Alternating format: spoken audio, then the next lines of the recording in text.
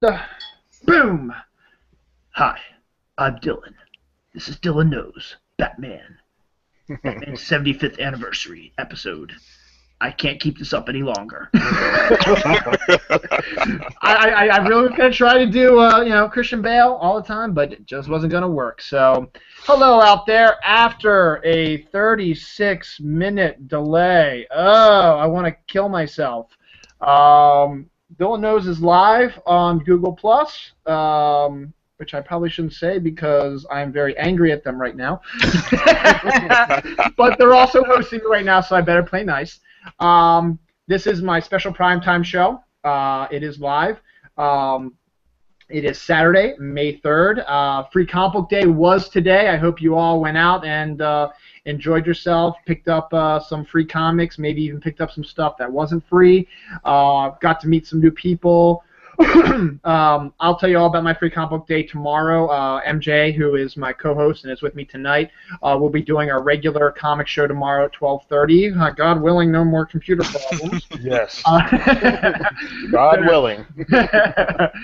That there are no more computer problems, and I'll be telling you all about my Free Comic Book Day. It was probably one of the best Free Comic Book Days I've had in a while. And it was just a lot of fun, and it was a great day and stuff like that. But we're not here to talk about Free Comic Book Day. We're here to talk about Batman. Now, it might have been a little confusing when I went to Wikipedia a while back when I was planning this. I was trying to figure out what would be the best month to do Batman's 75th anniversary. And it said that he appeared in a cover dated May. May 75 years ago, so I was like, okay, May's going to be good. But then back in, March, April, May, I think back in March, I saw some people say, well, now it's really actually Batman's 75th anniversary. I was like, what the hell? And then I just kind of remembered is that, the comics had always had the 2-month window. So I may actually have missed the actual anniversary of Batman's party. But you know what? I don't care. It was on the cover, May. This is May. Yes. This is Free Comic Book Day, and so why not the best chance? So, without further ado, I'm going to introduce my co-host before I die.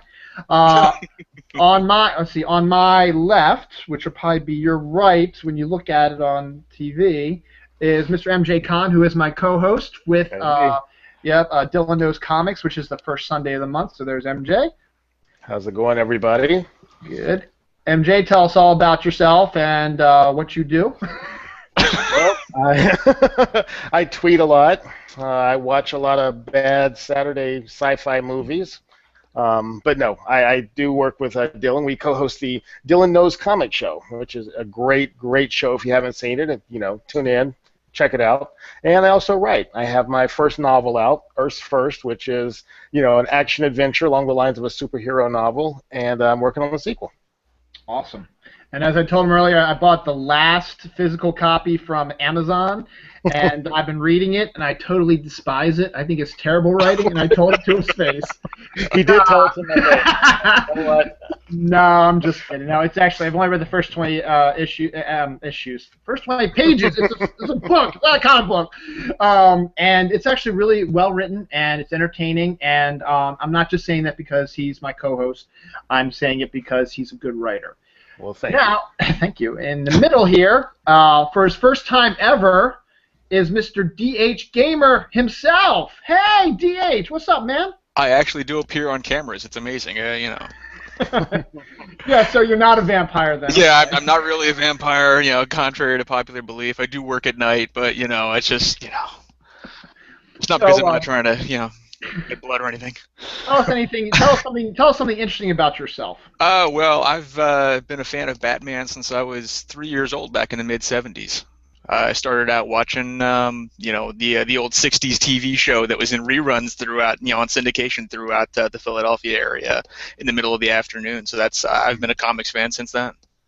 Fantastic. All right. Real quick, also, we do have the Q&A up, so any of our 4 viewers who want to write some Q&A and just ask us questions about Batman or give us any comments about Batman, please do. And I hate that I have to do this, but I had an incident last week during my Dylan Knows show that actually pissed me off immensely.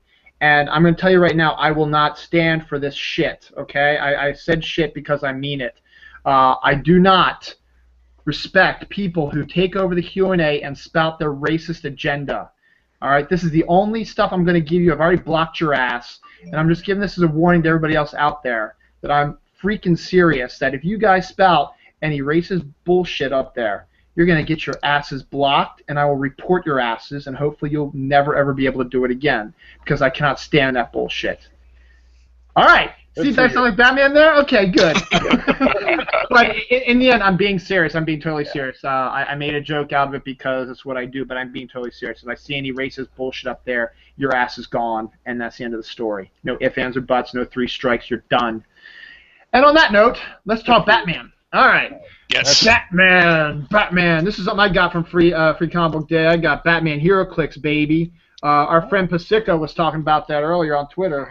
It's actually a starter set, which is pretty cool. They've got a little map involved in there, and it's the Batman, the Joker. And for those who don't know what Hero Clicks are, it's like a gaming thing where at the bottom you have a dial and you click it, and it's like a role playing. So you have you turn the click, and it gives you, okay, you've got 5 power, which means you've knocked out the Joker, but then you turn it again, it's like, oh, you got 10 damage, well, the Joker just stabbed you with a knife, so it's just like a gaming thing. It's kind of cool. So that's pretty cool. So Batman. So what we're going to do is, for those who might have watched before, MJ and I, along with Scott Barry and Jonathan Ryan, did a Green Lantern show back in March, and we're going to do it similar with Batman. This is Batman's 75th anniversary, so there's going to be all kinds of Batman stuff going on. We're going to talk about, as DH did a little bit, about why he liked Batman, or what got him into Batman, or what got him into comics, and why he likes Batman. We'll talk about that a little bit. We'll talk about our favorite writers, artists, storylines, villains, Robins, characters. And I know you are, MJ, but DH, are you reading Batman Eternal now? I am not, actually. Ooh. I haven't read anything for the last couple of years since the New 52. The whole thing just totally threw me. Really? What was it about it that you didn't like? The fact that they discarded some history and then not all of it, and the idea I thought was to go ahead and give a clean slate for people to go ahead and get back into it or get into it the first time, and it made less sense, I thought, after the relaunch than before. Okay, really? For me, at least. I mean, it's just me though. Well, no, that's fine, and we'll cover that, because I know MJ has been reading Batman Eternal, and I actually caught up. This past week when I've been ill in bed, I caught up on a lot of comics. Like in anticipation of this show, I got caught up on Batman, I got caught up on Batgirl, I got caught up on Batman and Robin, I got caught up on Batman Eternal. Wait a minute, are you really sick? Oh yeah.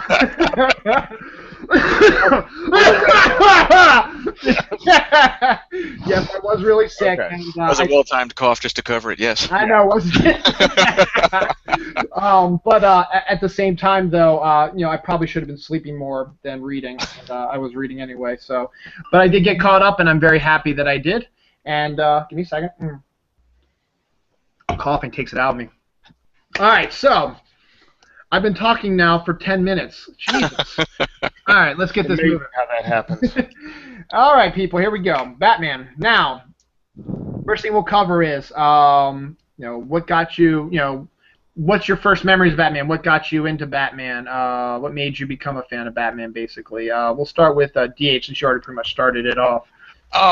Well, like I said, I was a little kid growing up in the 70s outside Philly, and in the afternoons they had the old 50s Superman, the 60s Batman, and then the 60s Spider-Man cartoon, like back to back to back for a while there. And Batman, just everything about Batman at least made me interested in it. And then, I was able to get into the cartoons that came along in the 70s and everything, and I liked the idea of this masked guy who's out for justice more than just revenge, but he actually has a reason for doing it. As opposed to Superman just had powers, so, he's got to do something, but, Batman, what would make a person do that? Right. Then he has the drive to go ahead and make himself into the person that could do all that. I just found that interesting. No, that sounds good. MJ, what got you into Batman, and what do you like about him? I guess it was the Biff Bam of the campy Adam West television show. For some reason, when I was a kid, I loved every second of that. I thought that was the greatest thing. And then I kind of found out afterwards that, hey, you know what? Batman's a little more serious than that. So I started reading a couple of the comic books, and I'm like, oh, wait a minute now, that didn't happen on the show. So I kind of got hooked on it. Then it kind of waned a little bit after that, and then, believe it or not, when the animated series came back out, that's when I started back into it again, because that to me is still one of the best animated series that's out there, that was out there, so, and still is. So that kind of got me hooked on it again. We'll talk about it about that in a little bit, but my thing is, I still think that Batman: Mask of the Phantasm, have you guys seen that? Oh yeah. Yes. Is probably the absolute best Batman movie ever made. Better than I think it might be, yeah. Batman than any of the live action stuff. It is probably by far one of the absolute best Batman movies ever made, and we'll talk about the reasons why for that in a little bit. I watched the Batman Campy show also when they had it on reruns, but it didn't really affect me that much. Didn't really get me into the comics that much, because at that time I was more of a Marvel guy, because DH might not know this, MJ does because we work together, but Spider-Man was my first real superhero. My dad started my comic collection. He had a huge collection of Spider-Man comics, and he gave them to me, and so I inhaled everything Spider-Man. And then when I got my own money from doing chores and stuff like that, I would go out to the newsstand back when comics were at newsstands and not at comic stores, because comic stores weren't really around then, and bought Spider-Man whenever I could. And then gradually, when he appeared like in the Avengers or Fantastic Four or Marvel Team Up, stuff like that, I would buy all. I'd just get my hands on all Spider-Man stuff. Now I saw some DC stuff up there, and I had I knew who Batman was, I knew who Superman was, I knew who Wonder Woman was, all due to movies, TV shows, stuff like that. But they didn't really interest me at the time, and I didn't really get into them too much until, and once again, this is hard. Because MJ works with me so much, she knows exactly where I'm going to go with this. But DJ, you haven't. So when Crisis came about, DC, I remember Crisis. When they revamped their entire universe, which was at the time something that never happened, and it was probably the absolute best thing that they could have done.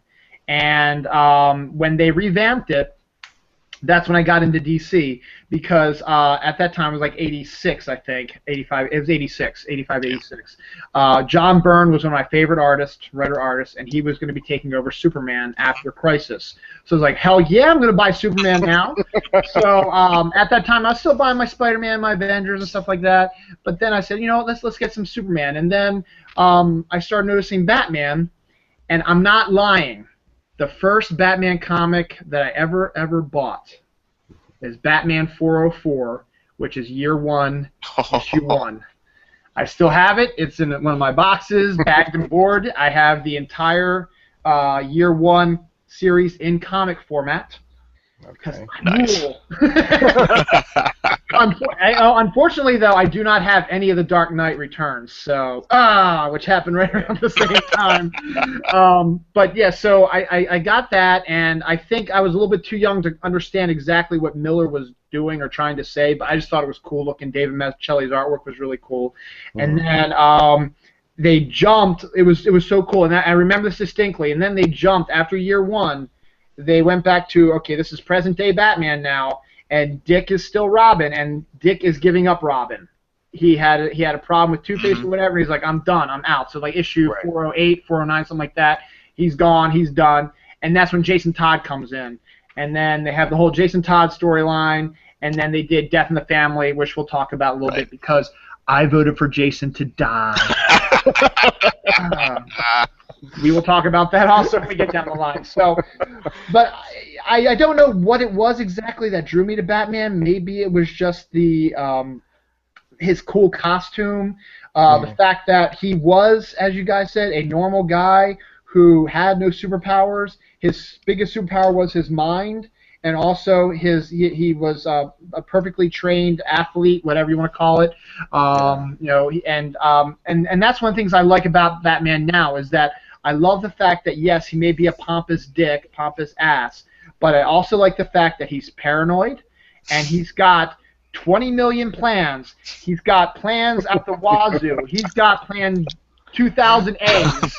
So if plan A doesn't work, he's got 2,000 more plans all in his head right now that he can try to get out of. I love that fact. I love the fact that he spent 10, 20 years, whatever, going around the world and just learning everything he can, and even dealing with insufferable people like assassins, learning how to kill people if necessary, and kill people. But I think he did it mainly so he knows how not to kill people. This is how you kill somebody, so I'm not going to punch somebody there accidentally and kill them, so he'll punch around them. And then one of my other absolute favorite things that I loved is that, and this was brought up a little bit in the animated series, but they did do it in the comics also, was that he learned magic tricks from Zatara. And how to get out of straitjackets, how to get out of a tank full of water in 30 seconds, using your ingenuity. I love the fact that he just learned everything, and just perfected his mind perfectly, using his money to do all that, to travel around all these places, and just learning how it is on the other side, and then coming back and using those skills. Yeah. I mean, I give him all the credit in the world for doing that, because if I had billions of dollars, I would have sat up on that hill and got me a couple of new cars every other week. And, I'd have been perfectly happy up there. Damn, MJ! Increase the size of the gate. They're coming up the hills. I'm not going down into the city for anything. That's awesome. Oh, man. I want to also, real quick, we have our first Q&A. Miss Heather Tallis, thank you for watching. I hope you're enjoying us. He says he's human. Yep, that's right. That's probably why you like him. I think that's why you like him, which is fantastic. He is human, and that's fantastic. He doesn't have any superpowers. He's totally human and knows what he's doing.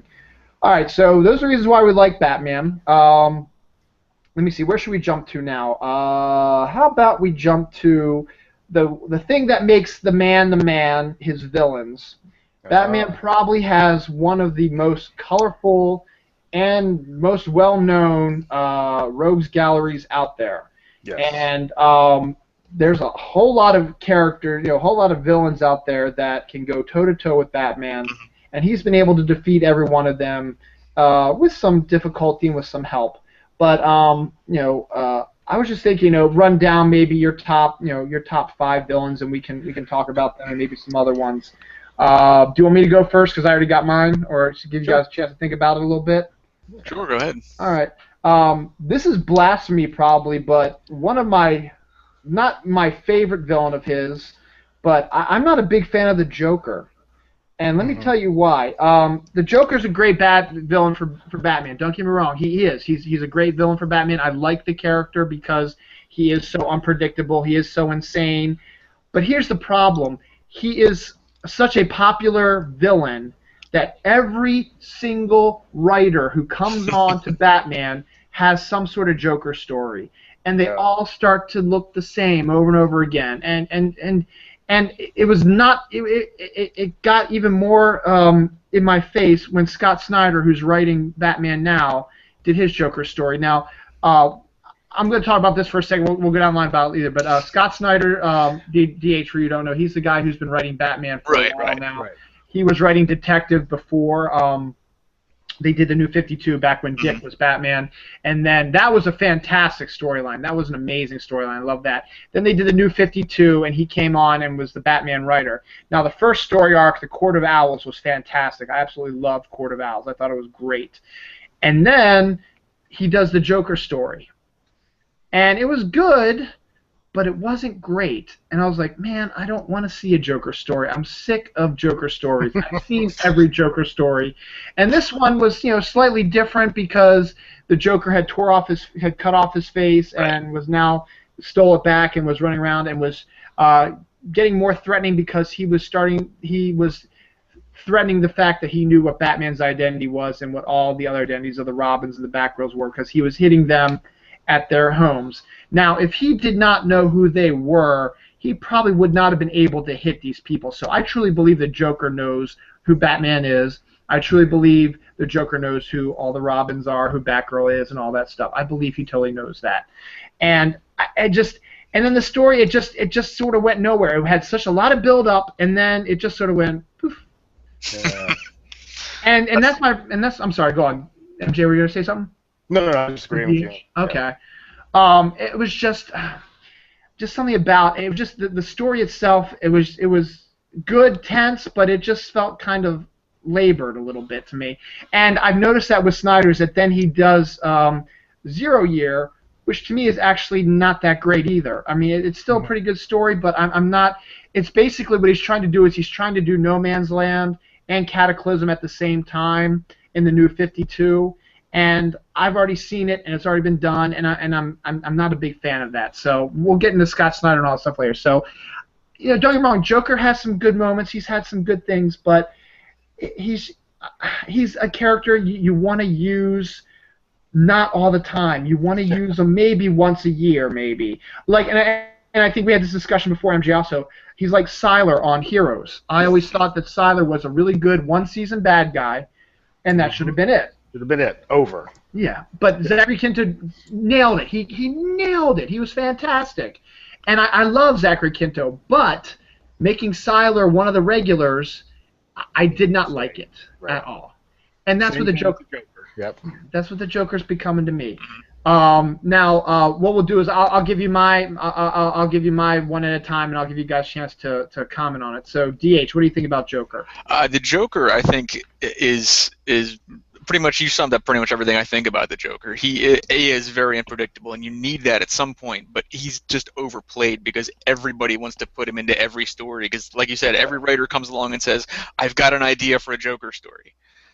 We've seen the Joker how many times, how many years in a row. Eventually you get to a point where it's just you have to switch things up a little more.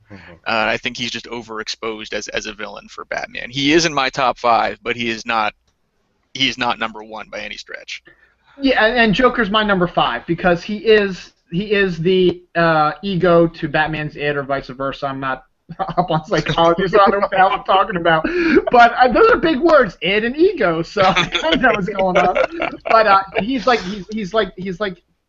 Batman needs them. And here's the thing also that pisses me off also is I fully respect Batman's code of no killing. And we'll get into that when we get into the movies. But the Joker he's just pushing those buttons. I think he wants Batman to kill him because he knows that Batman has this code against killing, and he knows that if I keep pushing and pushing and pushing, if he kills me, guess what? I won. He lost. I'm dead, but he lost. Exactly. And personally, I think that Batman should take him up on that. You won. I'm sorry, you won. There you go. Because they're so intertwined, and it's become, when you think about Batman, you can't help but think about Joker. He's in the movies, he's in the TV, he's everything that's Batman. They've almost become synonymous for one. You just think about them. But I just think, and I'm like, he's not that great of a villain. He's crazy. He's homicidal. Which I guess is what makes him a supervillain. But I don't know. I think that everything you can do with him has been done, and now it's just a matter they're just going to have to keep rehashing it, maybe trying to come up with new stories, new ways to shock. But at the same time, I'm like, okay, really, Batman? Is he ever going to change? No. Be done with him already. He's not invulnerable. Take him out, Just be done with that. But yeah, he's not one of my favorites. I just got tired of him. So. And here's the proof about how overexposed he is. They haven't done it recently, but DC used to release like greatest Batman stories, trade paperbacks, greatest Superman stories. Joker has 2. He's got Greatest Joker Stories Part 1, right. Greatest Joker Stories Part 2. So, and no other villain has a greatest one. There's Greatest Batman 1 through 4, Greatest Superman 1 through 4, something like that. But no other villain has one. The Joker's the only one that does. So he's like my number 5 because, yes, he is synonymous. Batman and Joker are synonymous. You can't think of Batman without Joker. He's the absolute first villain you think of when you say Batman. Right. And just he's my number 5. Now, my number 4 is interesting. My number 4 is Two-Face. which is funny. I should have made him number 2, but I make him number 4. Which is actually, if you divide it by 2, actually, it still works out. So. Does it really? Well, you could have said that Two-Face is twice the trouble because he has 2 minds there, so you got a 2 plus 2. So there you go. It's close enough. We'll allow it. Go ahead. The main reason why I like Two-Face is, and I forget, and I wish I could give credit to who came up with this idea, but this unknown person or whatever, he said, what's great about Two-Face is that Harvey Dent, before he became Two-Face, could have been Bruce Wayne. I'm sorry, Bruce Wayne could have been Harvey Dent. Yes. If his parents were not killed. He had the training. He might not have been a lawyer, but he might have been a doctor. But he would have been a straight up, probably good citizen of Gotham because his parents were. They were huge people who cared for the poor and wanted to help the poor, stuff like that. And they would probably imbue that onto Bruce, and he would go out there and he'd be philanthropic. He'd probably be a doctor. He'd probably go out and help out, and he would be Harvey Dent. And that's why when Harvey and him meet up before he becomes Two-Face, and I'm going to refer back to the story because I love it. The Long Halloween is a great Harvey Dent story, and you see the relationship between Batman and Harvey, and it makes them. It's like, and also you could say that Harvey Dent could also have been Batman if his parents or someone died, because he has that same drive, that same intelligence that Bruce has, and might not have the money, but he has the same intelligence and drive. So I think in one aspect that's where Dark Knight got it right, was when they brought in Aaron Eckhart, yes, to play Harvey and have him play off of Batman and all stuff. I think they killed it with that casting. I thought he was perfectly awesome as Harvey Dent, and I think he nailed the character of Harvey. And that's the thing. Now, Two-Face's gimmick was always, doing crimes with twos. But here's the thing also. He's got the good side and the bad side. So there are times where what makes him psychotic is he's so dependent on that damn coin. Yes. And that's also his weakness also. That's how Batman's able to get him to usually defeat him, is that Harvey has this code where he has to agree with what the coin says, no matter how much he's got a gun. Batman's face. Batman is totally immobilized. He's not going to be able to move. It's like, guess what, Batman? I'm going to flip the coin. And if it comes up on the scarred side, I'm going to kill you. If it doesn't, I'm going to let you go.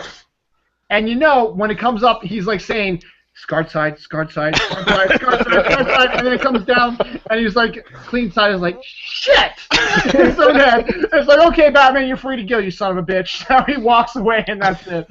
But but that's what makes him interesting, is that he's not as flamboyant as the Joker. He's not as totally insane. He's not a supervillain who just goes absolutely batshit crazy. He's just he's a guy that he's kind of messed up. All right, he's got a mental issue. And that's the main thing. He's got a mental issue, and that's what makes him kind of a dangerous villain, but also makes him also kind of not what's the word I'm thinking, anti-hero almost. The fact is, and here's a good thing, back in the old 52, after Infinite Crisis happened, Harvey got his face fixed, and he was fixed back to normal. When Batman, Wonder Woman, Superman left for a whole year, disappeared, Batman put Harvey in charge of Gotham, which was probably stupid on Batman's part. But the fact is, Batman trusted Harvey enough, even after everything that he did as Harvey Dent, or rather as Two-Face, to take over, and because he knows deep down that Two-Face / Harvey loves Gotham as much as Batman does, and it's still in there. It's just that he has this issue, and a lot of it's about revenge. He wants to get revenge against the people who scarred him, and then he also wants to get out there and cement his place as being a crime boss in a way that he can help protect Gotham, So Batman trusts him probably a little bit more than he should. Right.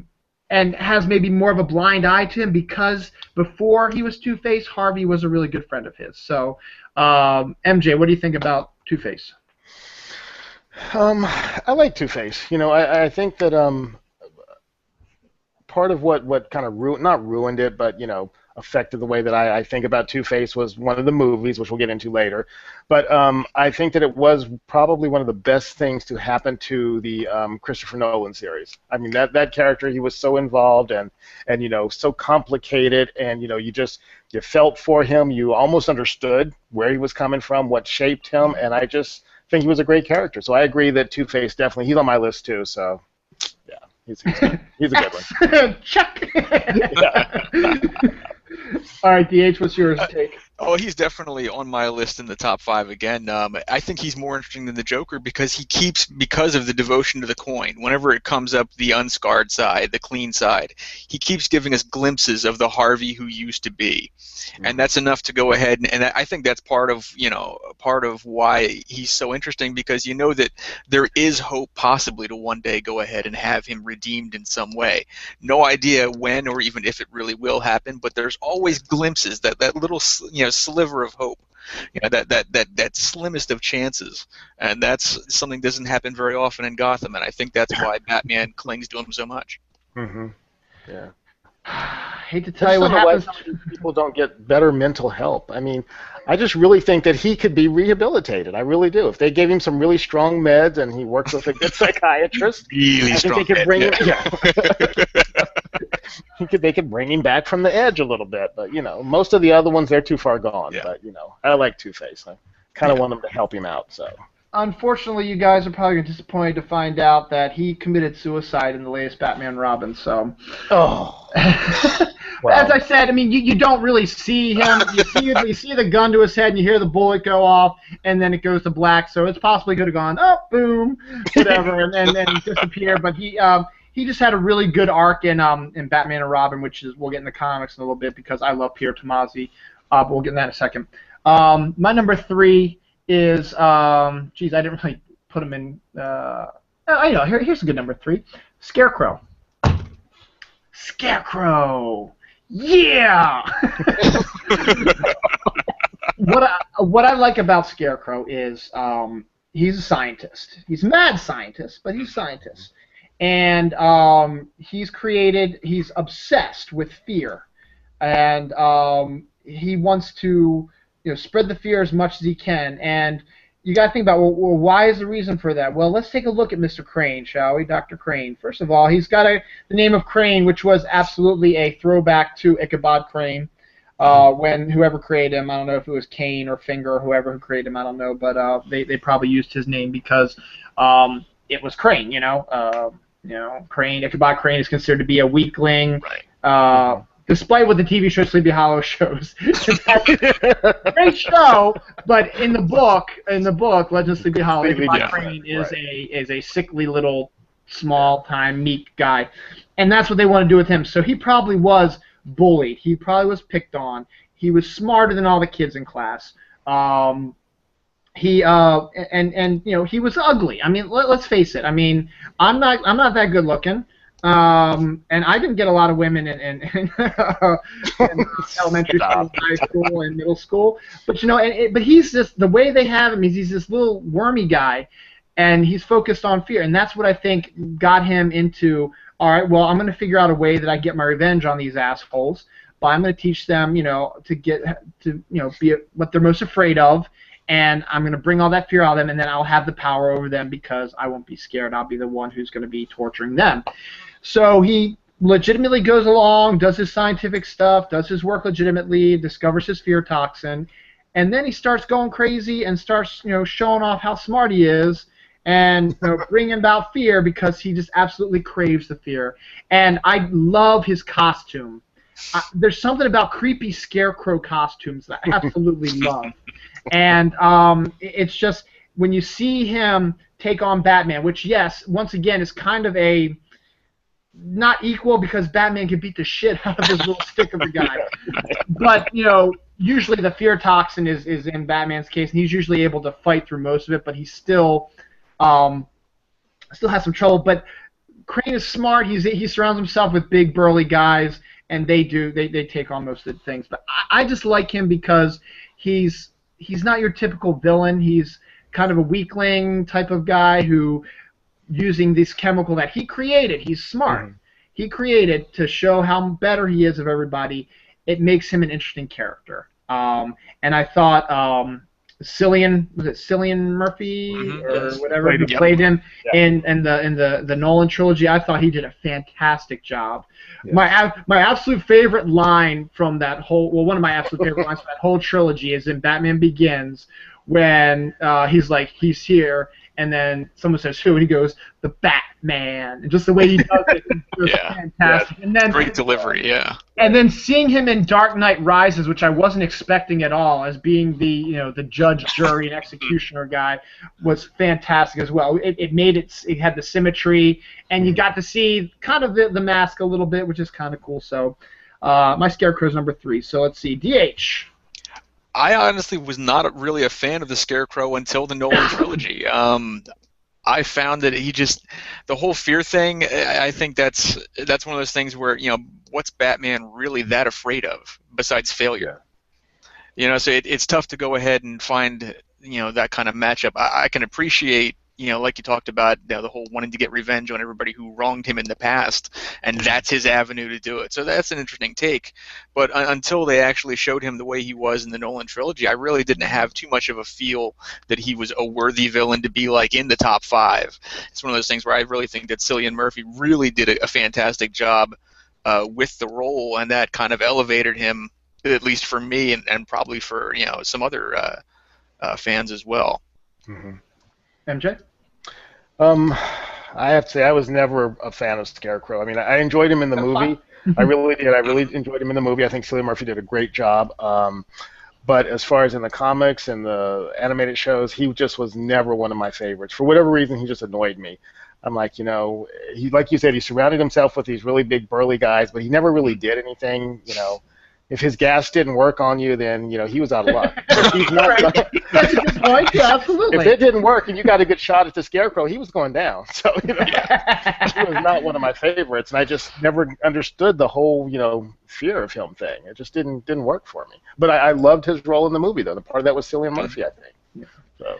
I also, I mean, it's maybe I put him a little high, but there's just something about, maybe it's the costume. I just love the creepiness that he brings to the whole Batman mythos, because Batman's got this creepy supernatural aura to him, and you've got this not vicious, but this creepy looking Scarecrow guy, with the straw hanging out and stuff like that. It's like, God, that's creepy. I just liked it, and I thought it was a fantastic play by Jeff Johns when he wrote Blackest Night, to have the yellow fear ring go to Jonathan Crane, Scarecrow, and he became a Yellow Lantern. I thought that was freaking awesome. I think that was a great idea. And we'll talk about yellow rings also, because Batman got one also, so there's a connection there. Real quick before we move on, our friend Heather is back on the Q&A. She says, yes, Cillian Murphy, he is not unattractive, though. My only problem with that. Yeah, he's not. He's an attractive man. So yeah, he wasn't the creepy little guy that we saw in the comics, but he still was fantastic in the delivery he had. And though I thought he was wasted in Dark Knight, where he was just in that 5-minute sequence and got the van squashed in. That was about it. Aside that, my number 2 is Ra's al Ghul. You don't like it? I do. I like that. As I said, no, don't get me wrong. I love all his villains, and I could talk about his villains all night if we could, but we're not going to. But the thing I like about Ra's al Ghul is, and it all stems back to one story, and it's one of my absolute favorite Batman stories of all time, and it's Batman: Son of the Demon, which is a one-shot graphic novel written by Mike Barr with art by Jerry Bingham. Now, I know this so well because it was one of the first graphic novels I ever bought, and I read it consistently over and over again because Jerry Bingham's artwork was so clean and crisp and fantastic, and the storyline was amazing because basically what you need to know about Ra's al Ghul is that he's not really a bad guy per se. His whole point is he wants to make the world a better place. But he feels the best way to make the world a better place is by killing a bunch of people and taking out all the crap and bringing everybody down to the same level playing field. Yes. And bringing the Earth back to prominence. Right. And building it up and stuff like that. And that is a dangerous thing to have because yes, his agenda is good. He wants to save the world. He doesn't want the world to die. He wants his family to live on a clean planet. He wants other people to live happily as well. But he just sees that it's not working because of the abundance of crime, the abundance of environmental disaster, stuff like that. He says, and all this little pussyfooting around it with governments saying sanctioning this and paying money for that is not working. You need to smack them in the mouth. And you need to knock out the people who are causing the problems, and you need to fix the problems as quick as you can. And so that's where his problem is. Now, he's a guy who's been around forever. He's practically an immortal. And because of the Lazarus Pit, which is, for those who might not know, the Lazarus Pit is a chemical coagulation thing that the Earth, it comes from the Earth. Once again, why he wants to keep the Earth healthy is because it's keeping him alive. You get really, really ill, you get close to dying, you take a dip in the Lazarus Pit, you come out, you're insane for like 10 minutes. But then once you get yourself recombobulated, you're fine. Good to go. You're good to go. And you got another 50, 100 years left to you. And that's one of the things that makes him dangerous because of that. But one of the other main reasons why he's dangerous is because he has a daughter. And the daughter's name is Talia. And Talia is considered to be one of Batman's greatest loves. Until recently, I think Grant Morrison totally destroyed that. And that pissed me off a little bit about the Grant. Yeah, exactly. That kind of pissed me off about the Grant Morrison stories. But the fact is, this story, Son of the Demon, somehow Batman and Ra's came to an agreement. They came to a decision, a truce. They were going to work together to make the world a better place. They were going to try it a different way. Instead of killing 1 million people, they were going to try something different. And so Batman was hanging out with Ra's al Ghul, and of course Talia's there back when she was so in love with him. The two of them get together. They consummate their relationship, and we find out later that she's pregnant. And he's going to be a dad, and it's the first time you've ever seen Batman happy. I mean, really, really immensely happy, smiling, happy, and it just increases his verve to make the world a better place because now he's got a child on the way, and he loves Talia. He really does. At this time, he loves Talia, and Ra's al Ghul is now his father-in-law for the most part. They're not married yet, but he's going to be, a major part of his life. He's going to be his child's grandfather, the only one he has because his dad's gone, which was a cold thing to say, but Ra's al Ghul is going to be Batman's son's grandfather. It just is. That's the way it is. And so everything is bright and happy, and that's one of the things I like. I like a lot of happiness. I like seeing happy couples together. I like seeing happy-go-lucky stuff. But of course, the world being comics, the way things go, I honestly forget what happens. Something happens. Ross and Batman break apart, and then Talia says she lost the baby. Yeah. And then that leaves, and we learn later she said that because she knows that Batman was not going to stick around anymore because of what happened with Ra's. So Batman goes back to America, and we find out later that Talia did have a kid and put up for adoption. Now, when Morrison took over, and the thing is, they never came back to that story up to that point before Morrison did. And so Morrison, I guess, was doing his research. So you know what? There is this one situation, I'm sorry, just something threw me there for a second. And so Morrison decided, you know what would be cool? Let's bring in this son that was put up for adoption. But let's just say that it wasn't put up for adoption. Let's just say that Talia and Ra's al Ghul trained him to be an assassin. All right, that technically that gets rid of the storyline that is Son of the Demon for the most part. And the fact is, when they reflected back onto how the Damien was born, there were a couple different angles you go look at it. One was that Talia basically date drugged, and raped Batman for the most part. That was one of the things that popped up. Well, And the other one was there was a picture of Batman in his full Batman regalia having sex with Talia with his cowl on and his cape. I was like, seriously, dude? Seriously? Come on, man. my issue with that is he carries everything in the world in that belt, but he's got everything else in there. He's got shark repellent. He's got, all kinds of grappling hooks, and he does not carry an emergency condom. So I'm like, he is not stable at all. That's awesome. But getting back to it, that's what makes Roz dangerous, is that not only is he's the guy who wants to save the world, but he wants to do it a crazy way. But now he's got his daughter who is in love with Batman, and Batman has seen him every once in a while maybe as a possible father-in-law, father figure, whatever. And so you kind of have that father-son a little bit between them. I mean, gradually they've changed it recently. They made Roth a little more crazy because now he's back. Once again, I don't know if you guys saw what happened. Talia's dead. Damien's dead. And Ross, in the recent Batman and Robin stuff, Ross has taken their bodies from the graves that Bruce buried them on Wayne Manor, in the Wayne Manor cemetery, and Ross stole the bodies, took them back to try to find a Lazarus pit to try to bring them back, and then try to train them up again to go back and attack Batman. That's what's going on with Roz right now. He really seems more nowadays focused more on trying to destroy Batman, and I guess maybe that's what it is, because Batman successfully turned Damien from being an assassin into wanting to be more like his father as a hero, despite the fact that Damien, in some people's eyes, was kind of a dick. But if you read the Batman and Robin series that Peter Tomasi wrote, he actually made Damien a very likable character, and we'll get into that too real quick. So that's my take on Ra's al Ghul. What do you guys think? MJ, your turn. We'll go first.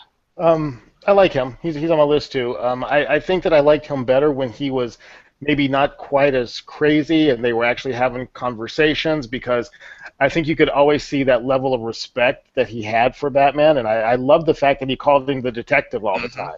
That was his nod to him as being, hey, you know what? I like the way your mind works. I see you as being on this type of level. We don't need to solve our issues by going toe-to-toe and hitting each other all the time. So that was one of the reasons why I really liked him. And, of course, Talia. I mean, I just think that whole weird relationship there, it just, is one of the greatest, in the Batman universe. So. Agreed. DH? I think that Ra's al Ghul is, for me, he is the #1 villain for Batman. Everything else ties him to Gotham. Ra's al Ghul forces him to go ahead and take that mission of protecting the innocent and make it a global thing. Because at that point, he faces somebody who has, like you guys have said, he is the intellectual match for Ra's al Ghul. He has the resources to go ahead and match him one for one, whether it's physically, intellectually, financially. He's probably the only person who can do it at that point.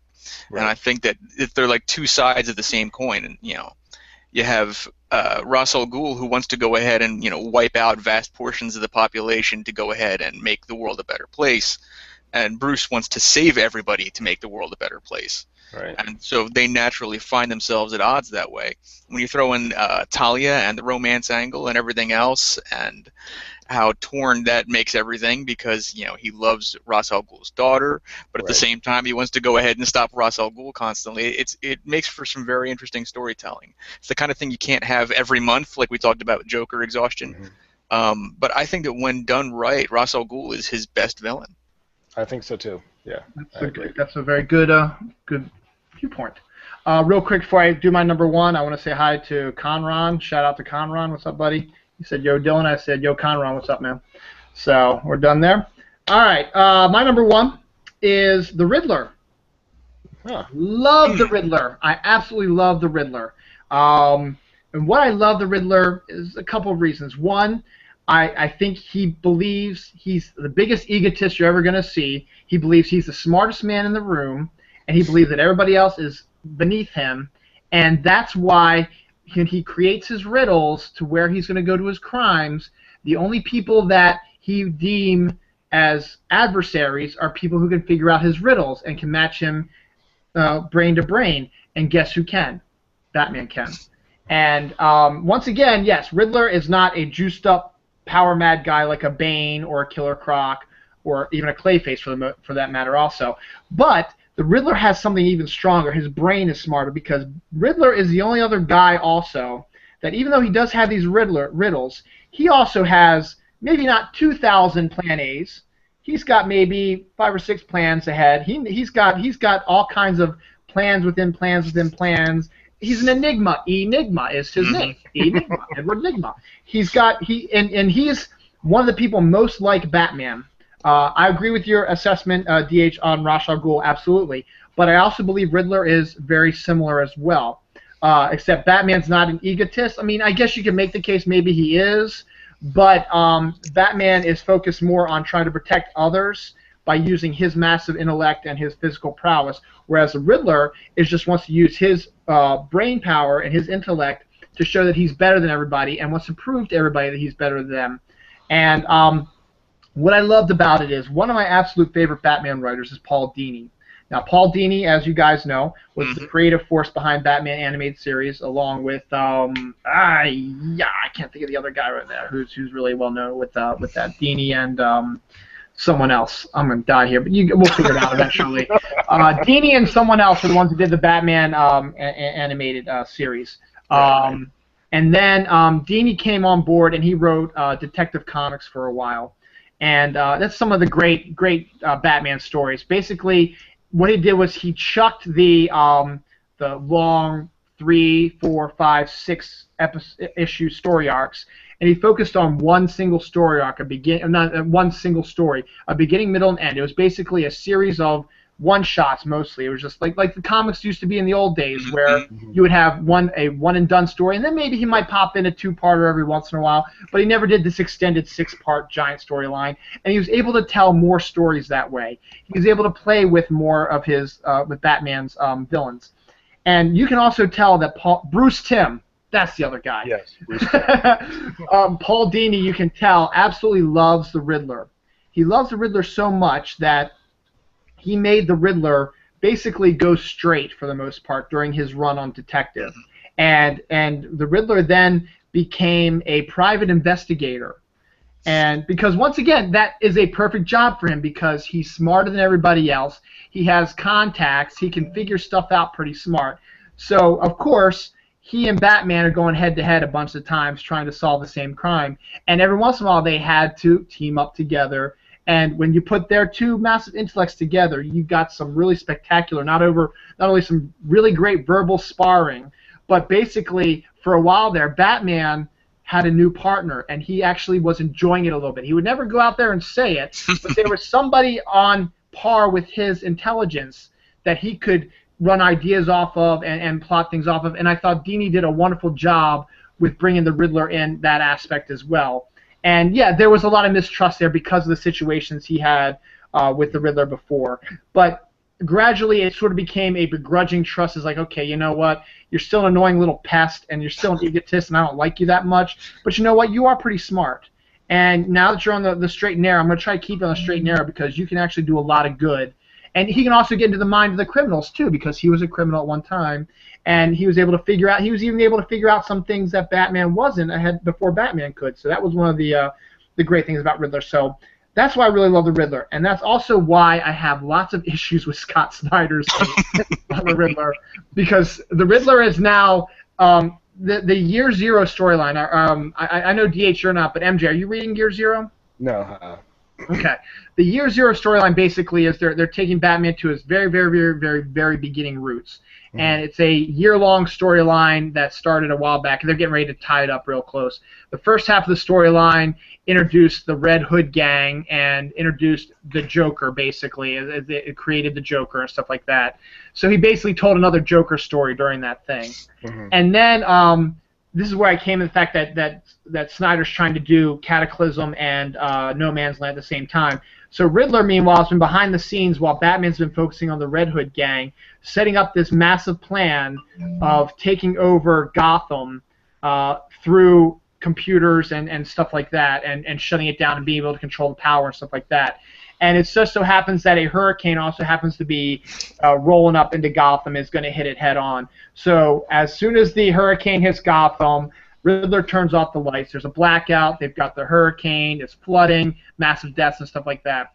Then at the same time, the Riddler has a chemical that he stole from Pamela Isley, who turns out to be Poison Ivy down the line, which grows, for whatever reason, grass on all the buildings in Gotham. So now Gotham is turned into this swampy fantasy-like land where there's no power, and Riddler is ruling it like a despot, big brother despot. And he says, the only way that you're going to get rid of me is if you can stump me with a riddle. And so people every day come up to try to stump him with a riddle, and he answers the riddle. And he answers the riddle. And then when he answers the riddle, guess what? You're dead. Boom, you're dead. He kills him. Something like that. He's got these god-awful sideburns now also, and he just looks ridiculous. No offense to Capullo. I thought Greg Capullo is doing a great job with the artwork, but your Riddler, man, is horrible, dude. And Snyder, I was really hoping to get a better take on the Riddler because I love the character so much. I don't like it. I don't like his Riddler character. So that's my take. The Riddler pre-52 is good. During 52, not so much now. DH, what's your take on the Riddler? The Riddler is one of those characters that I feel like he was always like a lesser, smarter version of the Joker. Maybe it was the same kind of shtick a lot of times, but it was always, he wasn't quite the sociopath that the Joker was. He was, probably as smart as Batman, like you brought up. But for me, he just seemed like he wasn't the top tier villain for Batman. He'd be like the guy you go ahead and you use for like fill-ins because he hadn't gone to the extremes of the Joker, so he might not be the top priority for everybody to go ahead and hunt down and take in. That was that's just how I always viewed him. Although I remember we all talked about how we watched the old '60s show, yes. And Frank Gorshin, of course, did an amazing job there.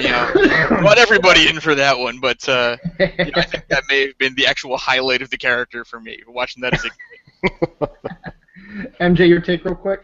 I'm just not a Riddler fan. Okay. I mean, I just, that I understand, where he's coming from, but he's just, I don't know, the execution and, I just keep thinking these people are so crazy. I mean, they are crazy, but it's like, why do you have to tell him what you're going to do and where you're going to be? I mean, just do it. I mean, if you're going to rob something or steal something, just go and do it. Why you got to tell him where you? Oh, I want you to meet me there. No, I don't want you to meet me there. So it's just, and he's that worked out everybody, right?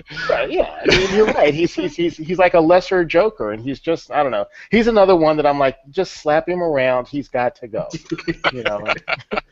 When you think about it, and you write down these villains that he has, I'm like, why does anybody live in Gotham?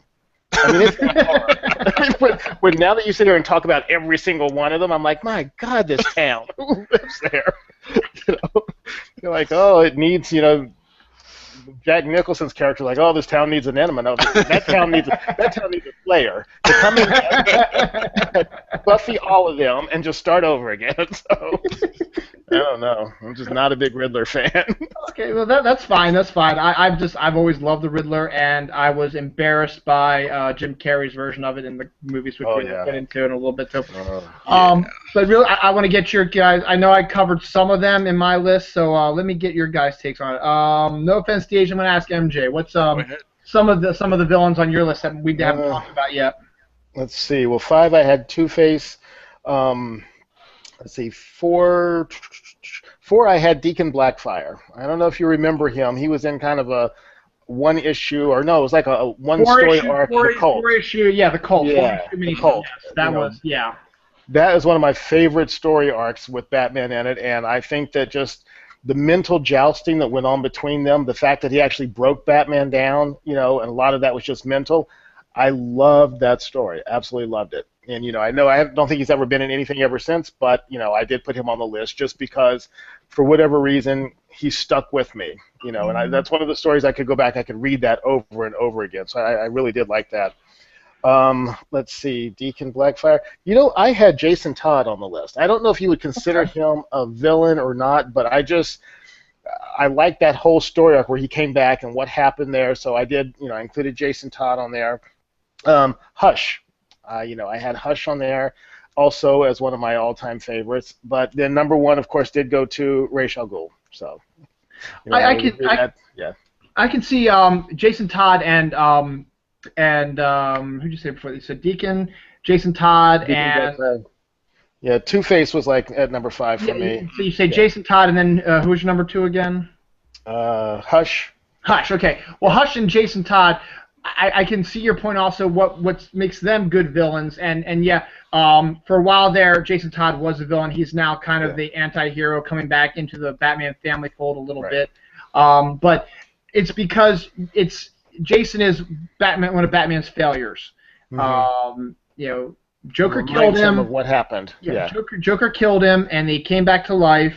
And now he's using everything that he learned from Batman to do the exact opposite that Batman taught him how to do. He kills people, stuff like that. But if you think about it, Jason feels he's doing the right thing because he always thought that Batman was too soft. He thought that the reason why you keep having these situations is you don't kill anybody.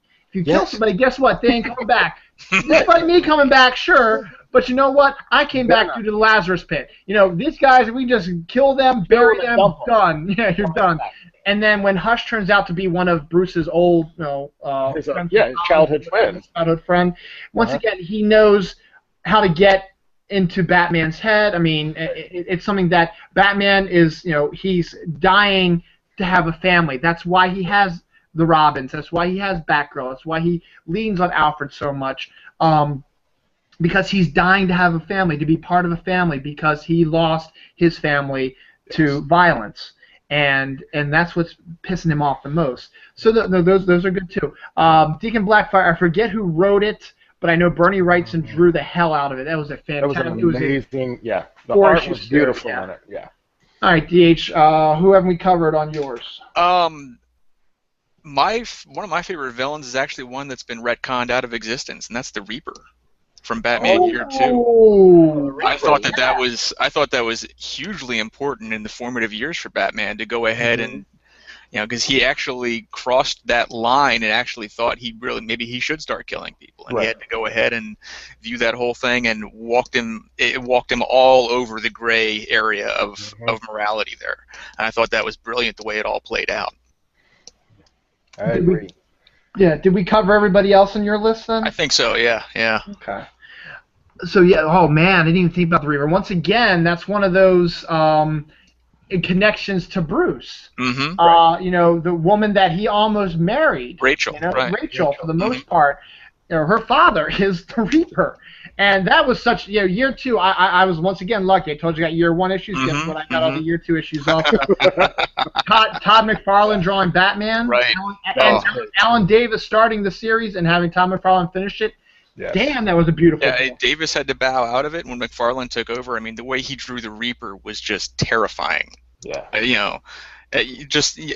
all know what McFarlane's style is like, and to have him show the Reaper with all, putting the sides through people and everything, and then the way he just brings the cape to life for both of them.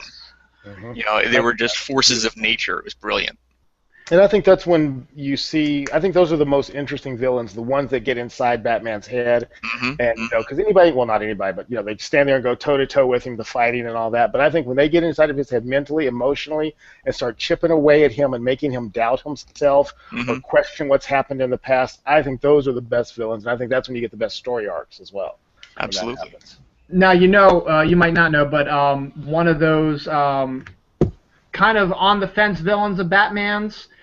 Is probably going to be heading back in that direction. If you guys have been, well, you guys haven't, but I know you've been reading a little bit of Eternal, MJ. Batman, they took a break from Year 0 for an issue to give Greg Capullo a chance to catch his breath, and they did a advanced look in the future of Batman before Eternal came out. It was a story that's going to fit into the Eternal storyline. But they went a little bit more ahead of the game of where it's going. It was issue 28 of Batman. I highly recommend you, MJ. if you're reading Eternal, you should try to find somewhere in your local store Batman 28 because it's going to fit into the Batman Eternal storyline in some format. But I just want to tell you, the character looks like it's going to do that is Catwoman. Okay, I could see that. Yeah. Now, I hate to spoil it for you, but it's in issue 28. If you read it, you're going to read it. But it turns out that Catwoman is going to become the new head of the Gotham underworld, and her and Batman are going to have some sort of problem or whatever in the upcoming Batman Eternal line that's going to force her to go in another direction. Now, MJ, you and I know, because we read Eternal, we know probably what that's going to be, and that's going to be Carmine is back. So, Carmine, what's his name again? Carmine Falcone. So, DH, Carmine, who was a big part of Long Halloween and stuff like that, he's finally come back to Gotham and is trying to reclaim his territory again, and he and Catwoman have a history. Some say, this was, I think, retconned out that Carmine was her father. I don't know if they're going to still keep that in there as well, so we'll see if that's still the case. But the fact is, she's going to become the head of the Gotham underworld again. They're going to have some sort of split there. So Catwoman might be one of those villains we're going to keep an eye on, because for a while there, she was a villain, but she never really, she just stole some stuff, and Batman, treated her more as a nuisance and was attracted to her because she's a bad girl and stuff like that.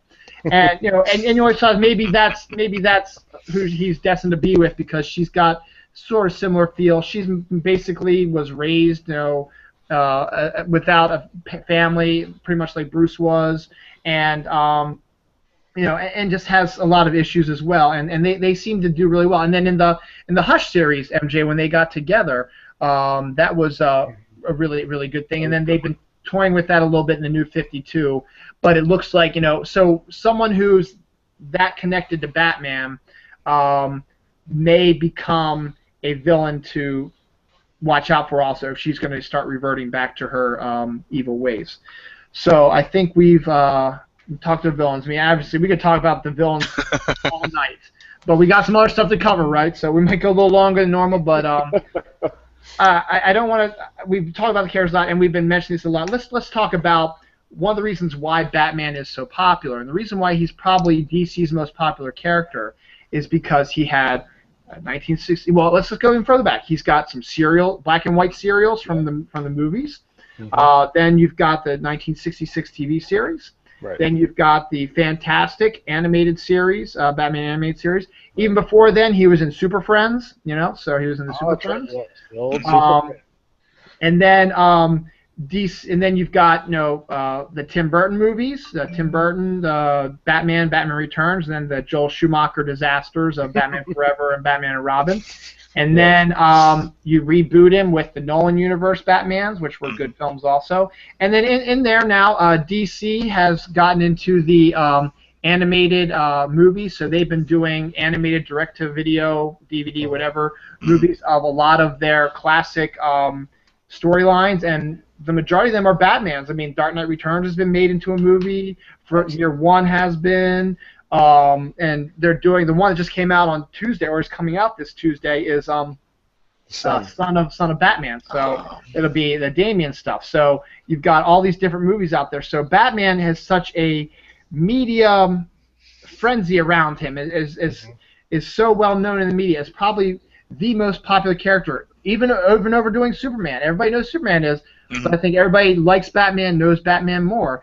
And I used to collect action figures. I have 1 million Batman action figures, and they're all different, but they're really cool though.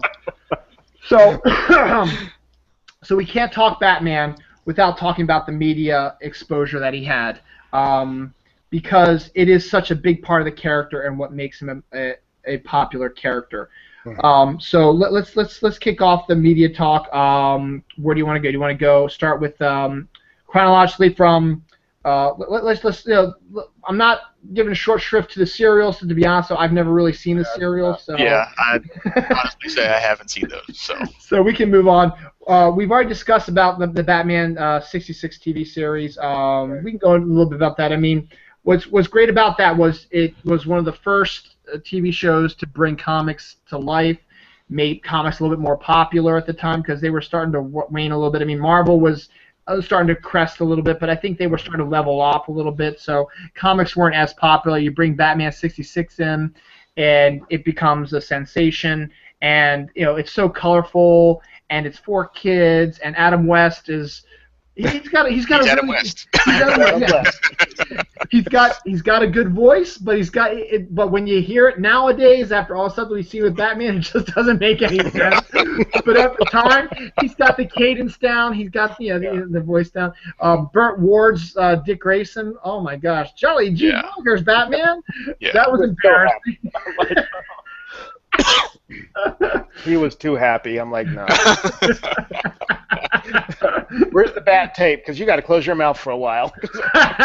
There you go.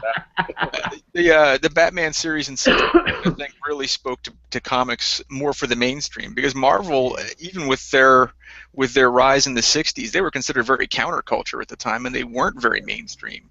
They were very different from everything that had come before. With the fact that the characters were much more three-dimensional and had failings, and you could actually go ahead and see that, whereas the DC characters remained very strong idealistically in some sort of ideal every one of them represented. Right. And that '66 series for Batman really brought that back into the mainstream in a big way and carried them into the '70s. Mm-hmm. And you know what? No matter what you think about it, that's absolutely a good point. It rose awareness of comics, made them popular again, because it always seems that comics they start to crest and the climax, and they start going downhill. It's like, okay, they're going to disappear, comics are going to be gone, and then something happens, and boom, they're back up into it, and then down again, and boom, and then back up. So it's a big roller coaster ride with comics, and that's interesting. And the Batman, I mean, it was just so great. I mean, no matter how cheesy and how crazy it seems to us now, it's actually a fun show. The villains are fun to watch. The actors are amazing. Burgess Meredith's Penguin, Cesar Romero's Joker, the 20 million Catwomans. Even Egghead. It's great. It's just nice. He was like the least scariest thing ever, but you know what? He was a supervillain. So. No, Louis the Lilac. That was a good one. Louis the Lilac. You remember that one? Yeah. Yes, Louis the Lilac. And what was always cool also was that every episode ended on a cliffhanger. Well, not every when they ended the storyline, but I mean, they had usually a two-parter. It always ended on the cliffhanger, which was always a lot of fun too. It was like, oh my gosh, what's gonna happen? How are you gonna get out of this? Oh, I'll just pull something out of my thing and we'll save the day. Utility belt. Yeah. And I always love also Batman and Robin walking up the side of the building and people always popping out of the windows and saying, hey, what's up, Batman? What's going on, man? Hey, how's it going? Yeah, I'm just here to stop some bad guy. Well, you have fun. You want some pizza? Here you go.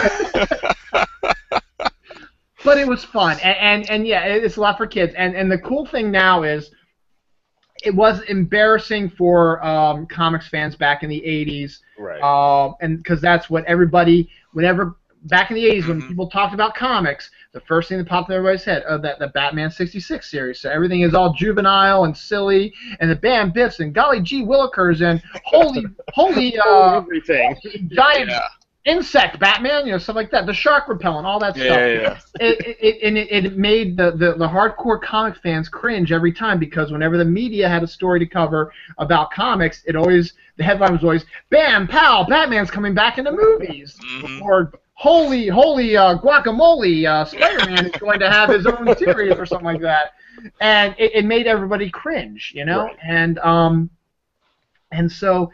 But nowadays, it's kind of looking back, and people like it. I mean, Jeff Parker writes the Batman '66 digital first comic, which they've been collecting in regular floppy comics and in trades as well, and using the same type of style and fork, and that's great. People are loving that. They're releasing more Batman '66 stuff. You have bobbleheads, you've got action figures now, you've got T-shirts, posters, and I think they've even used the Batusi maybe for some of the bat memes on the internet. So, and it's fun. So that might have set comics back a little while. And then, you had the Superman movie, which brought it back a little bit. then you got into camp after Superman 2. 3 and 4 were kind of bad, and there was no other thing. So then, 1988 rolls around, and there's news. Tim Burton is going to direct Batman. Everybody's like, the guy who directed Pee-wee's Big Adventure and Beetlejuice is going to direct Batman. And once again, the cringing is like, oh, God, no. Can we just get someone to take Batman seriously? Because at this time, Batman was getting back into his darkness. I mean, Dark Knight Returns, Year One, all that was going on. Death of the Family, that was all done. So Batman was dark again. But now, here's Tim Burton. It's like, holy shit, it's going to be like Pee-wee's Big Adventure. It's going to be horrible. And then they're casting Michael Keaton. They cast Mr. Mom? What the fuck? Yeah, what the fuck are they doing? They're casting Mr. Mom. They got Beetlejuice. I swear to God, I was one of those guys that I was like, I'm going to write a freaking letter. I'm going to write a letter and say, this is stupid casting. Hire somebody else.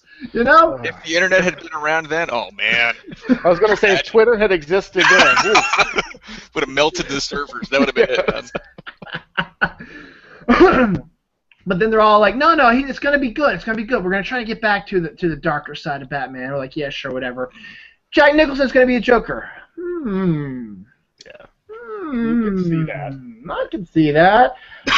Billy D. Williams is going to be Harvey Dent. No! No!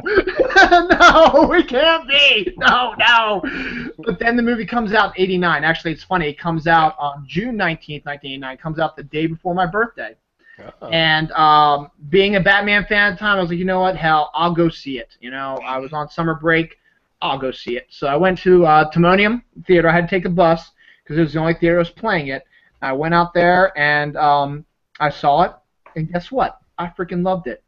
I absolutely loved it. And 1989, I loved the movie. It was visually great. Michael Keaton surprised the hell out of me. I didn't think I was going to like him as much as I did. Nicholson, I was pretty sure Nicholson was going to be Nicholson, and he was Nicholson. And that's in a good way. That's in a good way. And even Billy D, I kind of liked Billy D, and I would have kind of liked to see what he would have done with Two-Face. I think it would have been really cool to see a Billy D Two-Face. I just thought it would have been really cool to see that. But and then Kim Basinger was still hot at the time, so it was kind of cool to see Kim Basinger. And then you had the actor who played Alfred. I forget his name, Michael something or other. Oh. I can see him. Yeah, well, we can all see him. It's one of those things, yeah. He was a great Alfred. He was a fantastic Alfred. He was the epitome of Alfred, I think. Yeah, so he really was. He was good. So I was surprised, though. I saw it on opening day, and then I took my mom with me to see it because I wanted her to see it also on my birthday, and I said, that's what I want to see for my birthday. I want to see Batman again. So we went to Batman. And what was really cool is that the comic store I went to was right down the street from Timonium, so after the movie, I went down to the comic store, and they knew me there, and I went in there saying, you have to see Batman! It's so freaking cool! And I bought a Batman t-shirt, and I'll tell you, the main reason why I absolutely loved it, and I'm going to say this all the time, it is the best part of the movie, is Danny Elfman's score. Without a doubt. I'm a huge movie soundtrack guy. I did a movie soundtrack radio show in college. That was one of the first soundtracks I ever bought. I played it. I had it on tape. I played it now, and then I lucked out a couple years down the line. I found it on CD. I was like, sweet. But the Batman theme that he used is the Batman theme I used in my head, and they liked it so much. They liked it so much that when they did the animated series, guess who did the theme for the animated series? Danny Elfman. Yeah. And he's doing the same thing. So that was good. So 89, and then now I still pull it out and watch it every once in a while. Now I watch it. I still like it, but I also have a lot more issues with it. Yeah. It hasn't aged as well. Absolutely. So there's that. So you guys are in agreement with me that it was good. Yeah. For its time. For its time, it was good. Yeah. And it brought comics back maybe into a little bit of respectability a little bit. And then he comes back 3 years later in '92 with Batman Returns. Right.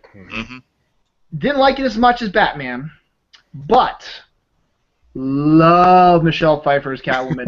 Loved her. Loved the cat suit. Oh my God, I love the cat suit. I didn't like her frizzy hair, but I love the cat suit. I love Michelle Pfeiffer. She was fantastic. Danny DeVito's Penguin, I'm sorry, was too Tim Burton grotesque for me. Yeah, I didn't like that. Yeah, that was too over the top. Yeah. Do you agree with me that if he would have played it more, maybe not necessarily like Burgess Meredith did, but more like a Cobblepot as a crime lord type and not the grotesque Penguin, that Danny DeVito would have been a really good casting on that? Yeah, more about corruption instead of physical grotesquerie? Absolutely. Yeah. Absolutely. I can still see the scene with him eating that raw fish and having it run down his face. I'm like, oh, that was awful. I'm like, no, I don't care to see that. And it's not like it bothers me. I mean, that's pretty tame compared to what's on Walking Dead, even. Yeah. But just for some reason, it just completely turned me off at the time, and I've never gotten over that. Absolutely, and then the rocket penguins were just oh my God. Just too much. And then I like Christopher Lloyd, but his Shrek was a little too. I don't think it was really necessary. You already had Penguin, you had Catwoman. You didn't need Shrek in there. It was Christopher Lloyd. It's great. He's great, but you could have saved him. Yeah. Yeah, you could have saved him for another movie if you needed to, if Burton came back to it. So then, God. Tim Burton's like, nope, don't want to do. Well, anyway, before I get to that real quick, I do have to say, Batman Returns though does have probably one of my absolute favorite shots from a movie, and it's near the beginning where the circus is attacking Gotham. And they shoot the bat signal in the sky, and then we cut to Wayne Manor, and Bruce is sitting, brooding in his office or whatever, and then the array reflects it into his room, and it's shot upwards, and he stands up, and there's Keaton, and then there's the bat signal above him. That is my absolute favorite. Shot.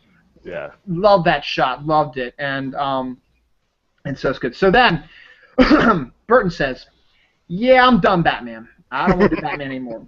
Keaton says, if Bernie ain't doing it, I ain't doing it either. I'm done. So who they get? They get Joel Schumacher. Now, Schumacher, Flatliners is a good movie. Flatliners is a good movie. Yes, it's a very good movie. I liked Flatliners. But. And then the awkward pause. Yeah, but. So, Schumacher comes in. At the time, I really wasn't either way. I really didn't know much about his stuff. I knew Flatliners. Mm-hmm. There was one or two other things that he might have done that I don't quite remember. Did he do St. Elmo's Fire? He did, didn't he? That wasn't Hughes though. That wasn't Hughes. Hughes didn't do St. Elmo's Fire, but I don't know if Schumacher did. I think Schumacher did St. Elmo's Fire also. So I think that's where I might have known him from. Anyway, regardless, it doesn't matter. So then he comes in. He casts Val Kilmer as Batman. Now, that's not a bad casting. Yeah. Because Kilmer's got that. He's got the broodiness down of Batman. But that's all he has. Now Keaton had the broodiness. But he also had that little. When he was Bruce Wayne, he had that little goofy, kind of fun aspect to him, and that's what you need. I mean, they did that in the animated series. They made when Bruce was pretending to be Bruce Wayne, the Bruce Wayne everybody sees. He was, jovial, nice guy, fun to be around, very cool. You could tell he was a cool playboy, someone you want to hang out with if you were a woman. Not only was he rich, he's attractive, he's also a fun guy. Drives around in cars and has a lot of fun doing stuff like that.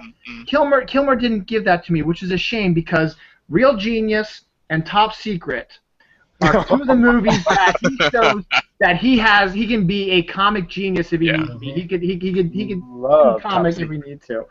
Exactly, and he could do comedy if he needed to. And so I thought you didn't have to make him like a pratfalling Bruce Wayne like Keaton was trying to do a little bit, but make him more of a fun. Bruce Wayne's not brooding all the time, Right. He's brooding most of the time, but when he's out there, when he has to be out there as Bruce Wayne, and he's got to be the studly guy, you got to give him a little bit of an identity, something, make him fun, Yeah. And Kilmer didn't do that. He got the brooding down, and he did that, and he looked pretty good in the bat costume. And was this the first Bat Nipples, or was that Batman and Robin alone? I think Bat Nipples was in this one too. I'm not sure. I think it was, yeah. I think so, but I can't say for sure. Yeah. Yeah. So it wasn't lingered on as much. The cameras did not caress the nipples in this one. A little different. Oh my god, it's funny as shit. Yeah. So then Nicole Kidman gets cast. I love Nicole Kidman. She was hot in this also. I have a kinship with Nicole Kidman because we share the same birthday, so I gotta love her regardless. So not the same year, obviously, but June 20th. We're both June 20th babies. So Nicole Kidman is okay in my book because we were born on the same day. Because I'm a lunatic also. And then Chris O'Donnell's cast as Robin. Okay. I like Chris O'Donnell. Not as Robin. Robin is young. Chris O'Donnell would have been fantastic as Nightwing. No, he would have been great as Nightwing. He comes in, he's the right age to be Nightwing.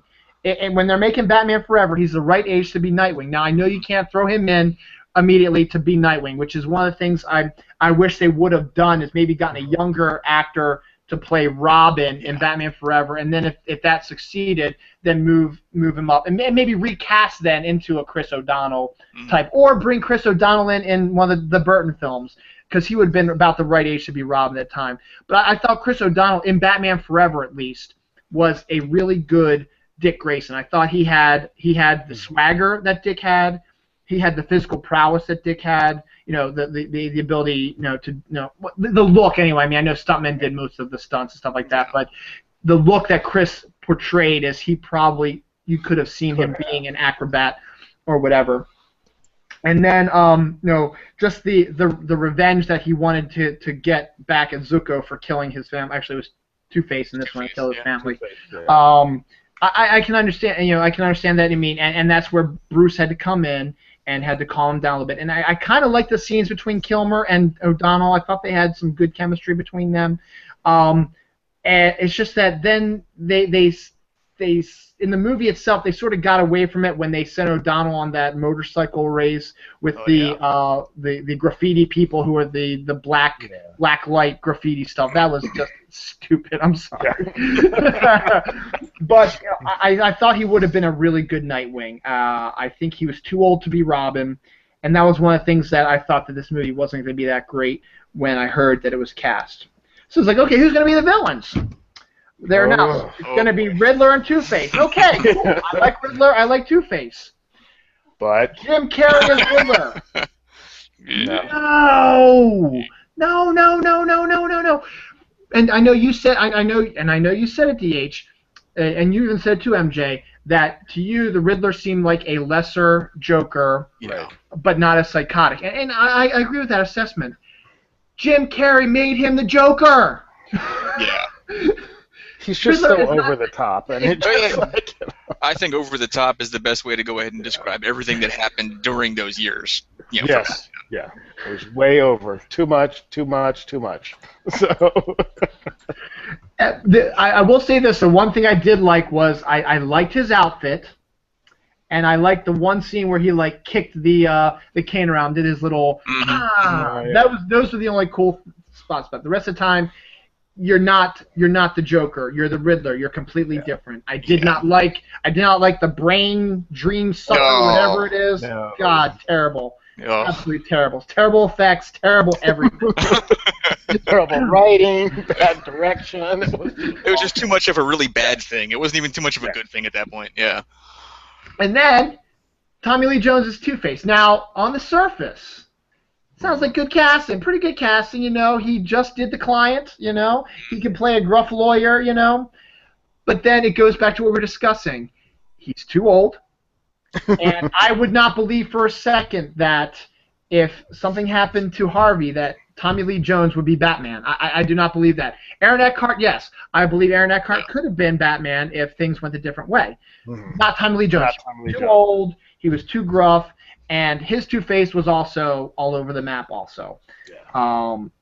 So not as bad as Batman and Robin, but definitely not one of the best ones. Then they got rid of Danny Elfman also for Elliot Goldenthal. Come on, man! It's Danny Elfman. He's the guy. He's the guy. And Elliot's music was eh. I mean, he's pretty good. He's probably a good scorer, but not for this. Yeah. Even Danny couldn't have saved that, though. I'm sorry. He could have written an Oscar-worthy score, and you know what? No. It would not happen.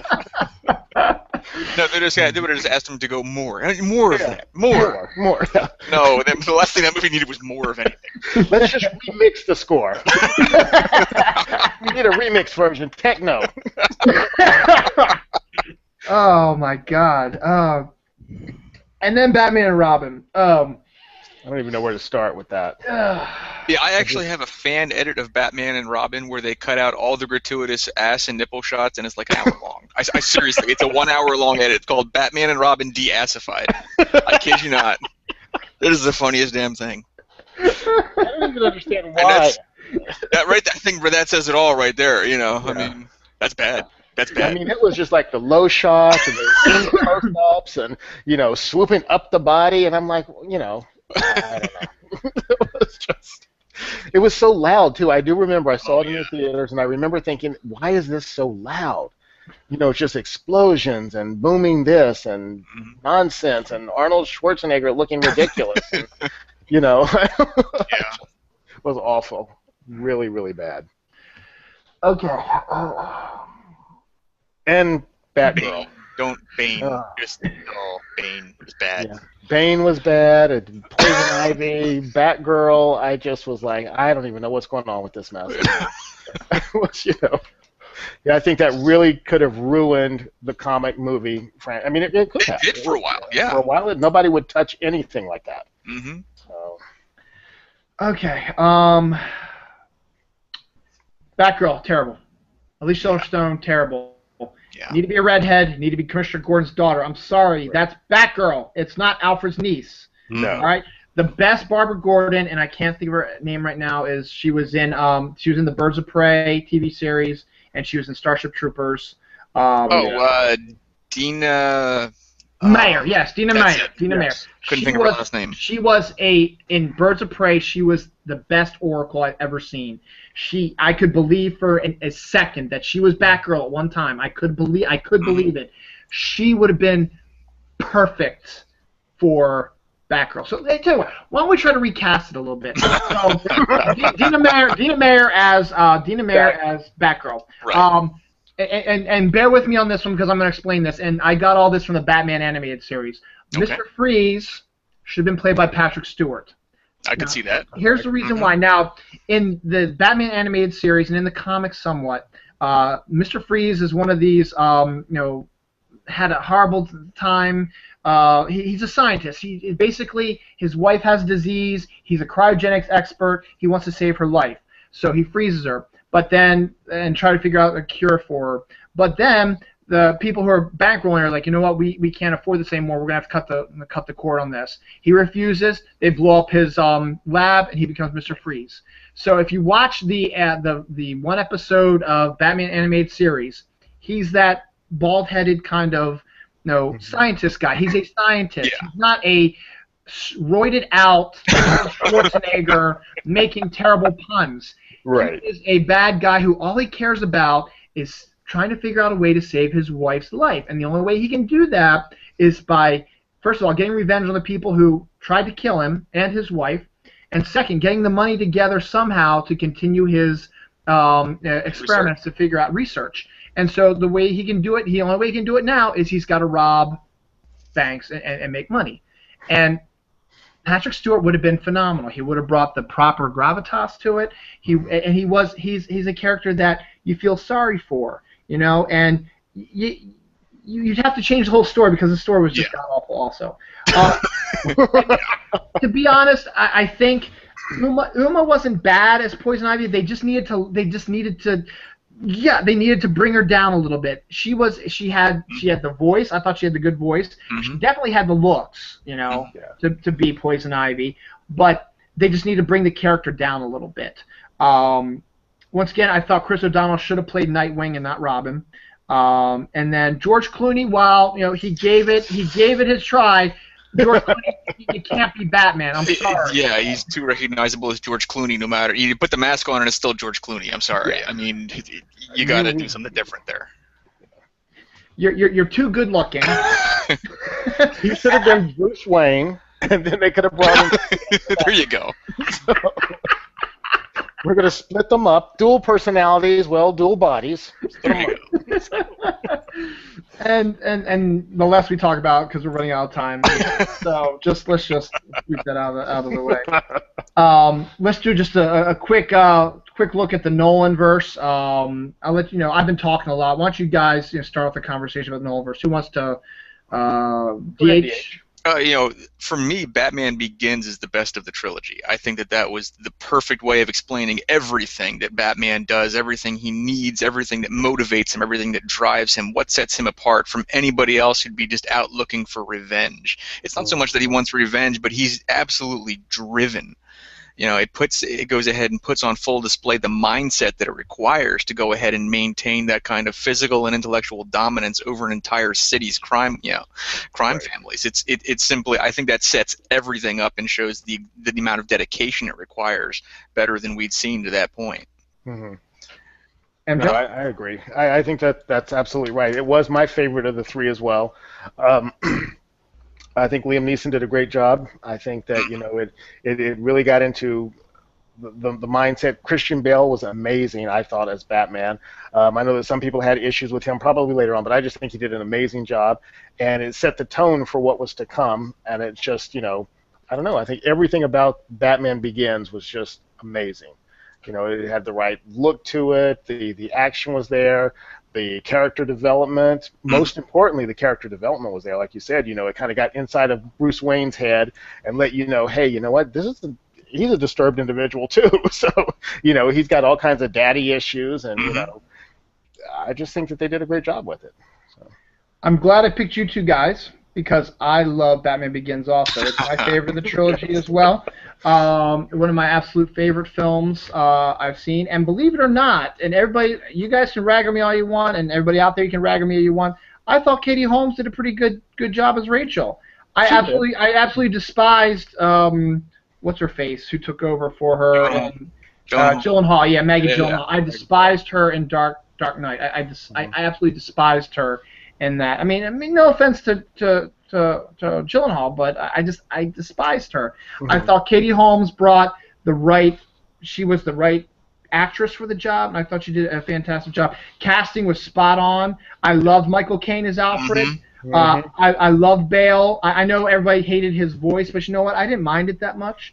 I liked Liam Neeson as Ra's. I liked the guy who played... they had Ken Watanabe as a decoy. Yeah. I mean, exactly. that was fantastic. That was great. And then you even throw in what's his face? Rutger Hauer. Was it Rutger Hauer also? Right. Was in there as also. And we talked about Cillian Murphy as well. Yes, right. Scarecrow. And MJ, yes, Morgan Freeman as Lucius, also fantastic. So you've got, and then you even got the guy from God, I hate that I don't remember, from Full Monty, who played the crime boss, the older dude. Yeah, I forget his name is also. Yeah.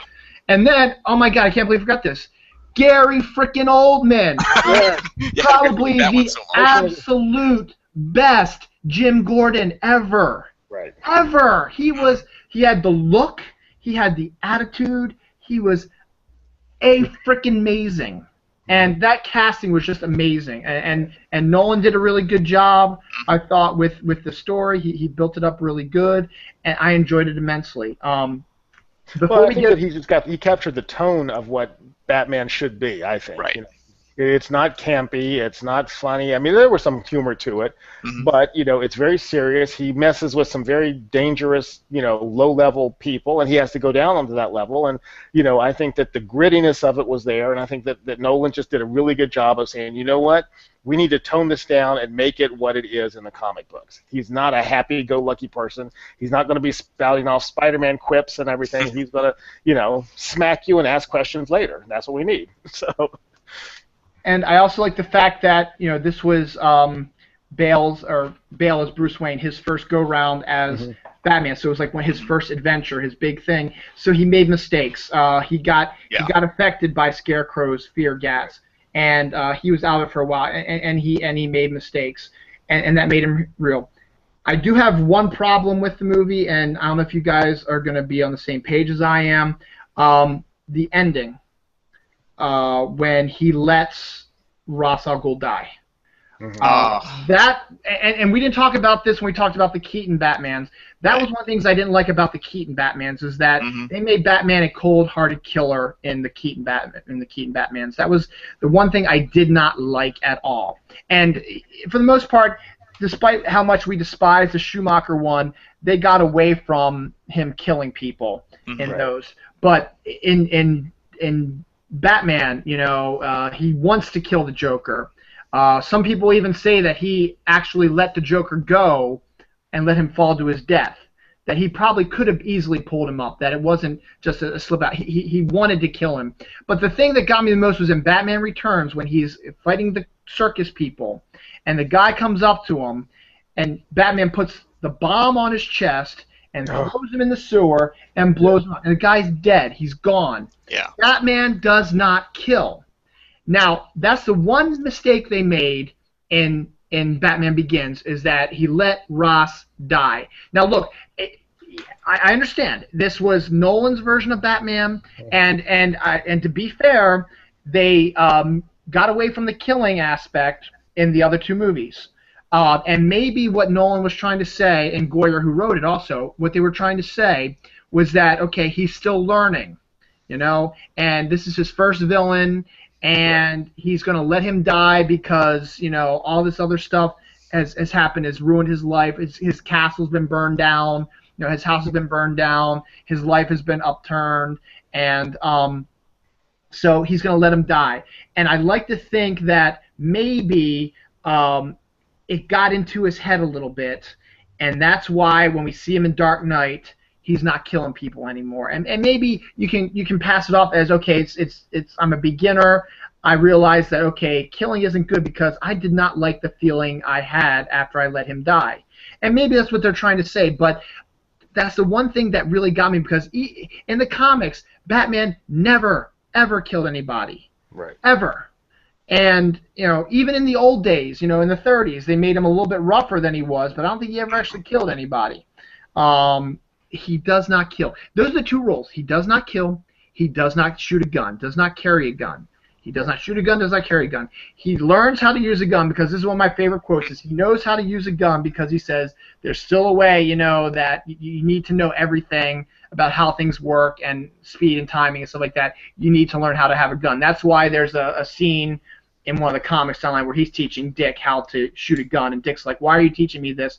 Aren't you upset that this killed your parents?" And he's like, "Despite the fact that I don't use guns, you still should know how to use a gun."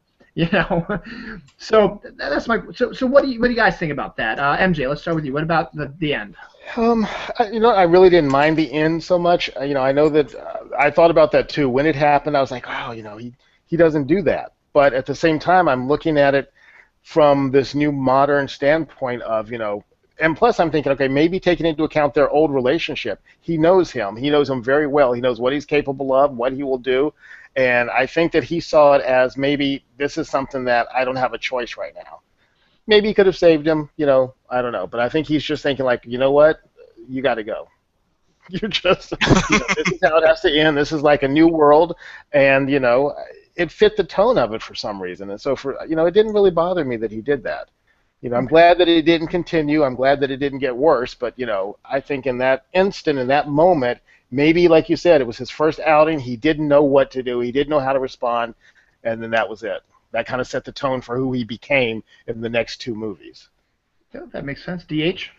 I think that maybe it was a situation where he wasn't even sure that he could kill Ra's al Ghul, even by having him, crash the train headlong in there. That just, he had already seen them, the entire League of Assassins, go ahead and escape death from leaving the fortress in the mountains after he pretty much set it on fire. Yeah.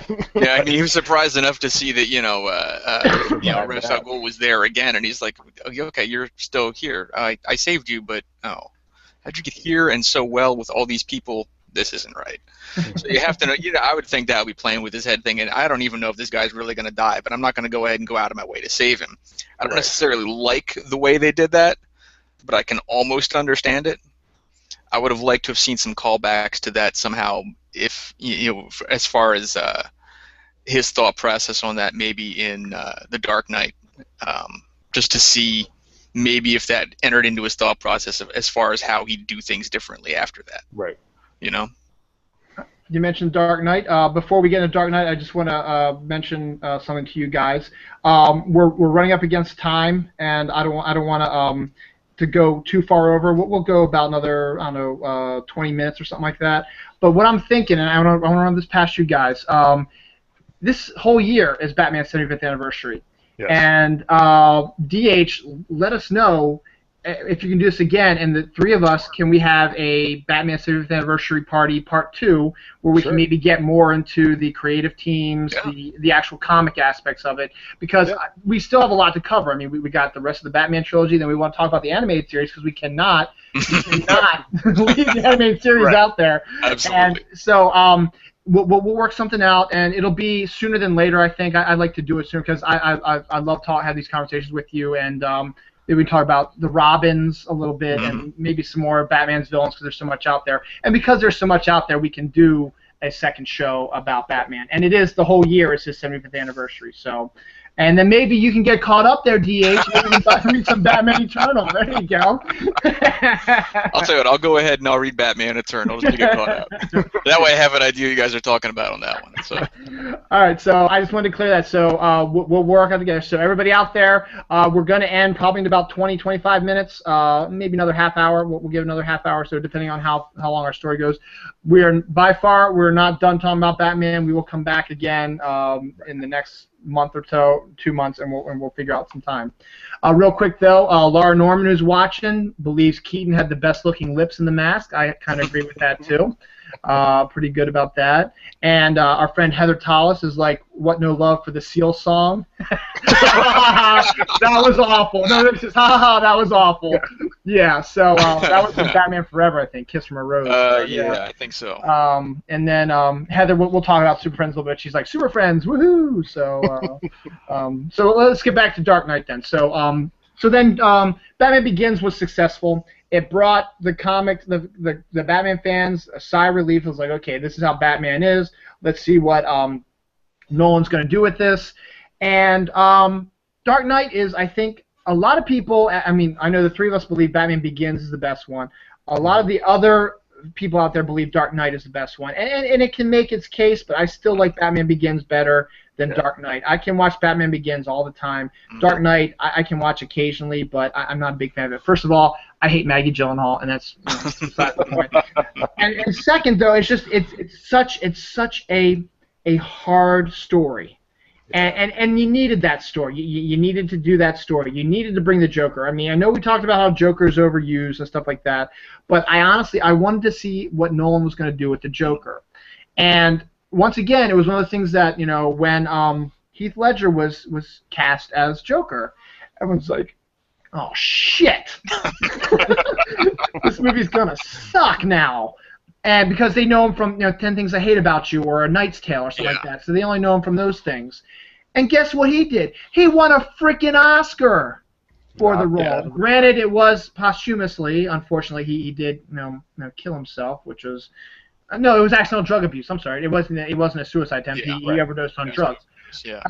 And that was a shame.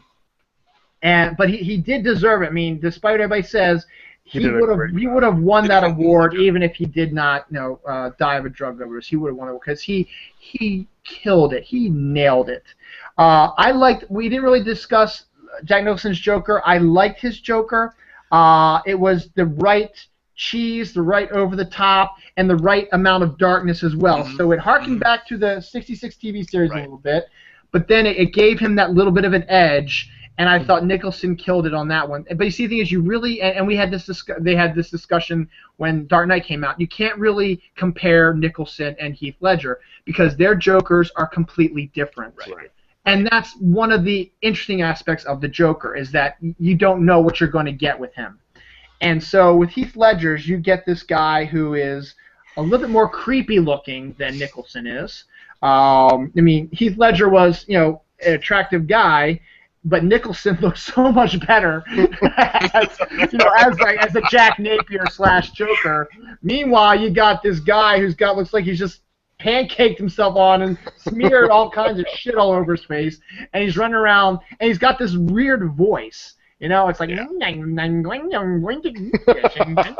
that's what made it. And that's what makes it creepy, though, is that Ledger gave that feeling of unpredictability to the Joker, and it made him unpredictable. You didn't know exactly what he was going to do, and the little tongue thing he does, and then sticking the knife to people, said, "Let me tell you how I got this smile," and he changes the story every time.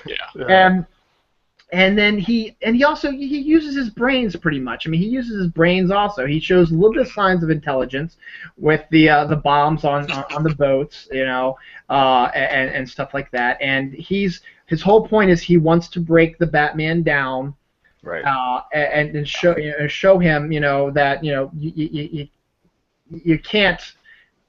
The world is unpredictable. You cannot create an order out of an unpredictable world, and he says, I'm going to prove it to you. And the whole point was, and this is how it worked, is that when the movie ended, guess what? Batman proved to the Joker, yes, I can bring order to unpredictability. I stopped you. You also had no faith in the people, and they saved themselves also. So on top of that, Heath Ledger was fantastic, and then we talked about this earlier, and you got Aaron Eckhart. Amazing. Absolutely. Harvey Dent and Two-Face. He humanized that part Absolutely. so well, and just I don't know. I think that the casting was just incredible. Nolan's vision was incredible, but Aaron Eckhart was a standout, and so was Heath Ledger. I mean, if anybody you could overshadow Batman, those two did it. Yeah. And that's true. I mean, and Bale sort of kind of disappeared a little bit in Dark Knight, didn't he? A little bit. I mean, he was there. But as you said, Heath and Aaron were just on their game. That Bale might not have pushed as hard as he should have to get up there. So you had like Heath and Aaron up here, and Christian was just slightly under them, just because of what was going on. But yeah, it's a hard movie to watch. And once again, Oldman does a fantastic job as Gordon, who he now becomes commissioner in this one. And then you bring in the guy who's the mayor who was on Lost. I forget his name too. I liked his character too, and the casting as usual is good. Michael Caine getting in there again. And then I think what kind of happened was one of the things I didn't like about it was Bruce got to be too obsessed with getting back with Rachel. Once again, maybe because I just detested Maggie Gyllenhaal, but it's not. To me, that's not. Yes, maybe maybe Bruce was trying to find some form of family, and he thought he could get it back with Rachel, but she had moved on to Harvey, and Bruce just could not give that up, no matter what he did, whatever he tried to do, and to me, he almost seemed kind of stalkerish a little bit in this, trying to get her attention back again and do things. And I don't know. I thought that maybe that might have been one of his issues, one of the issues why he is lower on the scale than Aaron and Heath are, because they brought their A game, and his story was not as interesting maybe this go round. That's a good point. I would say that's probably a good analysis of it. There wasn't as much for him to work with, I think, because they were able to give such fantastic dynamics to both to the Joker and Two-Face. Batman was almost by necessity pushed into the background a little bit for long stretches of that movie. Yeah, and then Dark Knight Rises comes.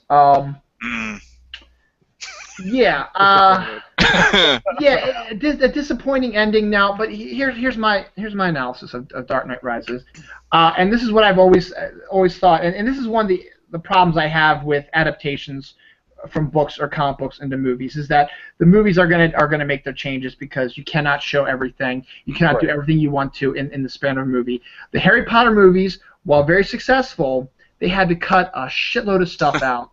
and they added a bunch more things, and in the end, it's two separate entities that have a similar storyline, similar characters, and are probably about 80% the same. But there are just issues that, there are some things that I would have liked to see in the movies that were from the books, and maybe some of the stuff that was in the movies I'd like to see in the books, that type of thing. But that's for another time. We're not going to talk Harry Potter. But I just want to make the analogy. So this trilogy, Nolan had said from the beginning that he just wanted to do his story, his Batman trilogy. He didn't want to do 4, 5, 6. He didn't want to keep doing Batman movies with Christian Bale. Christian Bale didn't want to keep doing Batman movies. He's a method actor. He doesn't want to get pigeonholed. Excuse me, and a cornhole.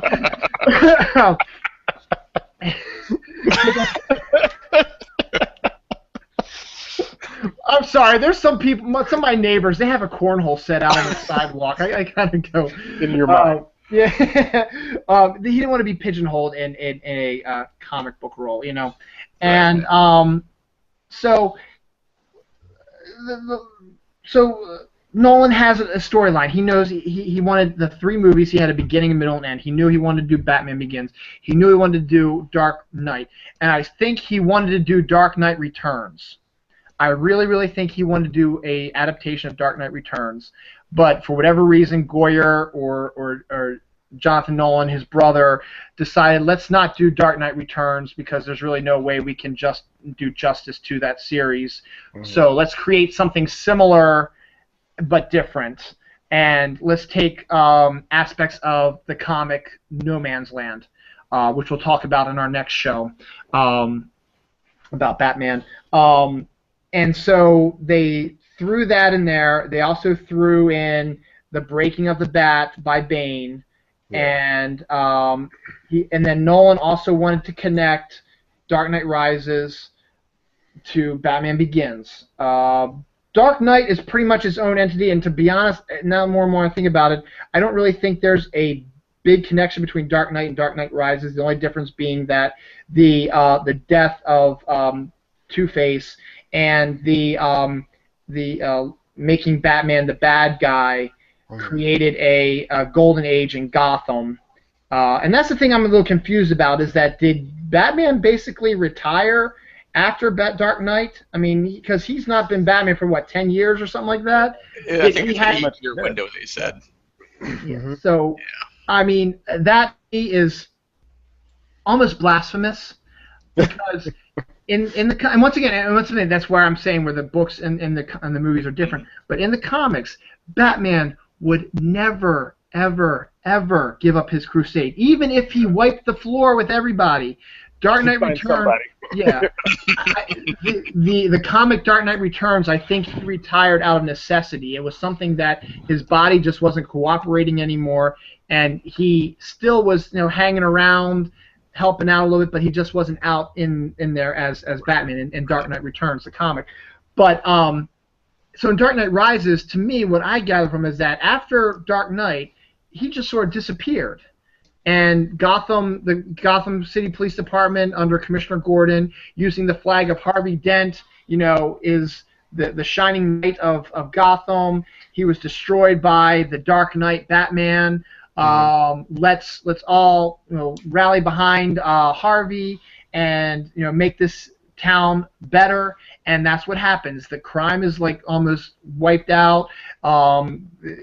Organized crime, and it's almost like not a utopia, but it's a much better place to live in than it had been back when Batman was still around. So, absolutely, then that's the time when Bane shows up and says, "You know what? Let's fuck things up a little bit because these people have been they've had it too easy. Yeah, they've had it too easy for too long." And the person behind the Bane is Talia, of course. Yes. We find out later on, is Talia in a twist near the end, and she is trying to get revenge on Bruce for the death of her father. By continuing her father's work, and she believes that the best way to make a better planet is to wipe Gotham City off the map, or to confine it away from everybody else. And so Bane comes in like a steamroller. comes in, tears up everything, and then of course, Batman, Bruce not being Batman for a while, says, "Oh, okay, I better get out of my Depends. yeah, my Howard Hughes-esque walk around in my bathrobe type of thing, and go out there and save the day." And so he's rusty, and he gets his ass kicked badly. Yeah. And then Talia takes him to the pit and says, in order to come back, you gotta get yourself, back, you gotta make yourself back to the way you were. And it takes some time, and while he's trying to get himself back, Bane has turned Gotham into a no man's land. Scarecrow is judge, jury, and executioner, and the Gotham City Police Department are basically the Rebel Alliance taking on the Dark Empire. So let's see. What I thought worked. Honestly, I liked Joseph Gordon-Levitt's character. I liked it a lot. John Blake was a great character, and I would be very happy if they wanted to make him Batman again. They're not going to, obviously, but I think granted, he was called Robin, so he was gonna be a Robin or Nightwing or whatever. But I thought he did a phenomenal job. I love his work, and I thought he brought the right amount of acting ability, and his character was this straight shooter, was like a young Jim Gordon with hope and stuff like that in his eyes, and was one of the guys who helped save the day. Commissioner Gordon gets a little bit more play because he's the head of the Rebel Alliance, trying to stop the bad guys, and they're tagging stuff and stuff like that. And I know you guys are probably going to rag me on this. I like Anne Hathaway's Catwoman. I thought she did pretty good. I liked her a lot there. Yeah. Yeah, I liked her a lot. I thought she did a good job. Yeah. I wish they would have given her more to do because she didn't really do much. But when we saw her, it was great, And maybe that's the one strength of these movies, that the casting was done really well. Yeah. And then the whole Talia thing, didn't stick. It didn't. Yeah. No offense to the actress, I forget her name right now, who played her, but yeah. So is there anything, any other of the actors in that one? Matthew Modine was in that. He was okay, just not really major. Memorable, right. Nothing memorable about that. And Bane, of course. Let's talk about Bane. Just wasn't feeling Bane. Let's talk about Bane. Now, there's a Batman going to do. I'm going to destroy you, Gotham City. You're going to die now, Batman. Ha ha ha ha. All right, Tom Hardy. Without the stupid mask, he might have been okay. But you know what? And then to turn Bane into the little lapdog at the end, make Talia be the one pulling his chains, because he was building up. He was being the badass. He was the one who was making things happen. He was the guy that Gotham was afraid of. Right, and then here comes Talia, and he becomes a little whimpering dog because he's in love with her. Hello. It turns out he's just the puppet in the end, and that was just such a bad turn, I thought. He went from being the big bad to being just a puppet for the big bad, and it didn't feel right. Yeah. And, for some reason, every time he was on the screen, I kind of had to shift my focus. It kind of took me out of the movie. Maybe it's because I didn't know what he was saying, and I never realized that, how important it is to see someone's lips in a movie when they're talking, because without that, I'm like, I don't know what he is saying. I had to change the way I listened to it, which kind of made me too aware of what was going on. It was just a weird feeling, and I just didn't enjoy it. I felt like I was watching Charlie Brown's Teacher on steroids too much. Yes.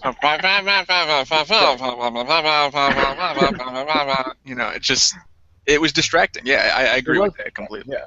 And, it must have been scary, whatever he was saying. I couldn't get it. So. I'm going to have to destroy you now, DHgamer. Oh, thank you, Heather. Marion Colliard played Talia. Thank you, Heather, our friend Heather, who's still watching. She's probably the only viewer left we have. Only because it's late, not because we're doing a bad job. It's really we started late. It's getting late. And then just real quick, the issues I had with Dark Knight Rises was, I think, more along the lines not just Bane and Talia, but the story itself. The fact that Talia comes in, steals all Bruce Wayne's money, all right? Everything is gone. He's lost everything. And then Bane injures him, and takes him away to God knows where, middle of nowhere, and somehow he's able to make his way back to America without any money, and in a timely manner also, not just going native and walking across things and bumming rides, whatever. That would take some time. He somehow was able to find a way to get back to Gotham in a very timely manner. That's... I don't even know. And you know, that's weird because, you know, up until that movie, the storyline, the story arc had been so tight and well constructed. It's almost like after The Dark Knight, maybe they weren't quite sure. Like it felt like that movie, the last movie, was their second choice of what they really wanted to make. They had to put something else together to end the series, but that wasn't it. But that's what it became. So maybe they weren't expecting Heath Ledger's character to die. You know, I don't know. But it just felt like that was not really what they wanted, but it was something they had to do. So. Yeah, it felt like Plan B and not a good Plan B, unfortunately. Yeah. I really think that Heath Ledger's death did play into that. Mm-hmm. Especially, you know, the towering performance that he gave in The Dark Knight, and then to try and find some way of topping that. They just couldn't do it. Yeah, there was nothing. They had nothing, you know. Now, here's the thing, though. I think they could have done a really good adaptation of No Man's Land if that's what they wanted to do. Because No Man's Land is one of those storylines that it was a year-long story in the comics, and as I said, we'll talk about it in our second show because it's actually one of my favorite Batman storylines, and it actually got me back into comics when it first came back out. And it's one of those stories that you could actually make probably your own trilogy out of because there is so much going on there, and there's so much gray area in it where Batman is working with his villains to take back the city from other villains, you know, that type of thing. And it's such a great storyline, and they got some of it right in Dark Knight Rises, but as I agree with you guys, I think they had probably maybe another end point they had in mind. As I said, maybe they wanted to do Dark Knight Returns, and you really couldn't do Dark Knight Returns without the Joker, because the Joker has that scene with him in issue 3. So pivotal, yes. That is a pivotal one. And granted, also you needed Superman in there, but still, you probably could have worked it out to get Superman in there if you needed to. And maybe that's what they wanted to do, but then when they couldn't do it with Ledger being gone, or maybe they just decided, you know what, Dark Knight Returns is maybe something we shouldn't touch. Honestly, though, I think that's where they were leading to. If you watch Batman Begins, and especially Dark Knight, you know, the name of the movie itself was a major, you know, thing also, because the next thing you do is it ends with Dark Knight leaving, and so the obvious thing is going to be Dark Knight Returns. Yeah. So that's what my thought is. I thought they wanted to do a Dark Knight Returns adaptation. They kind of touched on it because they let all the time pass where Batman hadn't been seen, and you know, his body was broken down. He was too old to do it. His body was. So it's kind of like they started off with it, and then they're like, okay, now what do we do? Yeah. Okay, Bane. Let's throw in Bane. Let's get Catwoman. Let's get Talia. But I think they did want to do a Dark Knight Returns, but they just couldn't do it without Heath Ledger. So yeah, that's a possibility. So and that was another issue, and then let me see, there was a couple other issues I had with it. The fact is, once again, going back to Batman would not be sitting in his house reflecting on how his life is terrible because Maggie Gyllenhaal died. Right. I was like, oh, woe is me. The only one I ever loved is dead. I'm going to become Miss Havisham, and I'm going to stay in my room forever and ever. No, it wouldn't work out that way. I'm sorry, Bruce. You just wouldn't do that. And then the last part I had problem with it is the very, very end, where Batman sacrificed himself in a nuclear explosion, and then he appears in Paris with Catwoman. And it's not a delusion on Alfred's part. He's not seeing what he hopes is. It's really him, and he knows it because Catwoman's with him. And Alfred was saying in his other visions, in his dreams that he had, he was sitting by himself. Bruce was sitting by himself at a table, or with a woman that was not Catwoman, with some French chick or something like that. Yeah. It was just he wasn't with Catwoman. And then when you pan over and wait, there's Anne Hathaway with Batman. They end up getting together, which is fine. That's a good way to end it. But the fact is, you had him blow up in a nuclear explosion. How can you survive from that? I'm sorry. Is there a nuclear Batman costume? I don't know. Was there a bat refrigerator there somewhere? No, we can't do that either. Never mind. Again, he had something in his belt. He had the nuclear repellent spray out that day. Yeah. And then the thing about that, then what about the fallout from the nuclear thing? Wouldn't that destroy Gotham anyway? Or it was in the water, for crying out loud. Wouldn't it kill everything in the water? Come on, man. Yeah. I did not think of it. No, So that was definitely my least favorite of the three. Mm-hmm. Oh shit! It's 11:45. Oh man. Oh. We. You know what? This definitely needs a second. Yeah. Let's. There, it's just. Yeah, and I still want to get into all the Robins and that type of thing, and and I don't know, just the fact that the Batman is he doesn't kill, he's got this strict moral code, he's justice, but he doesn't think twice about putting them children in jeopardy. Honestly, where is Child Protective Services? I mean, he's killed 3 of them. Yeah, right? Not one member of the Justice League has ever said, "What's wrong with you? You should not be running around with them children doing this." No, they go to the funerals, they all cry, "Oh, another dead Robin." Poor Batman. That just annoys me to no end. It makes me crazy when I see that's something they actually touched on in, I don't know if you ever read it, the Batman Superman Generation story that John Byrne did.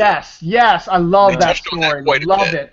That's one of my favorite stories ever for Batman. Oh yeah, you got to see that, MJ. You got to find it. You got to read that, and also the Batman Captain America crossover.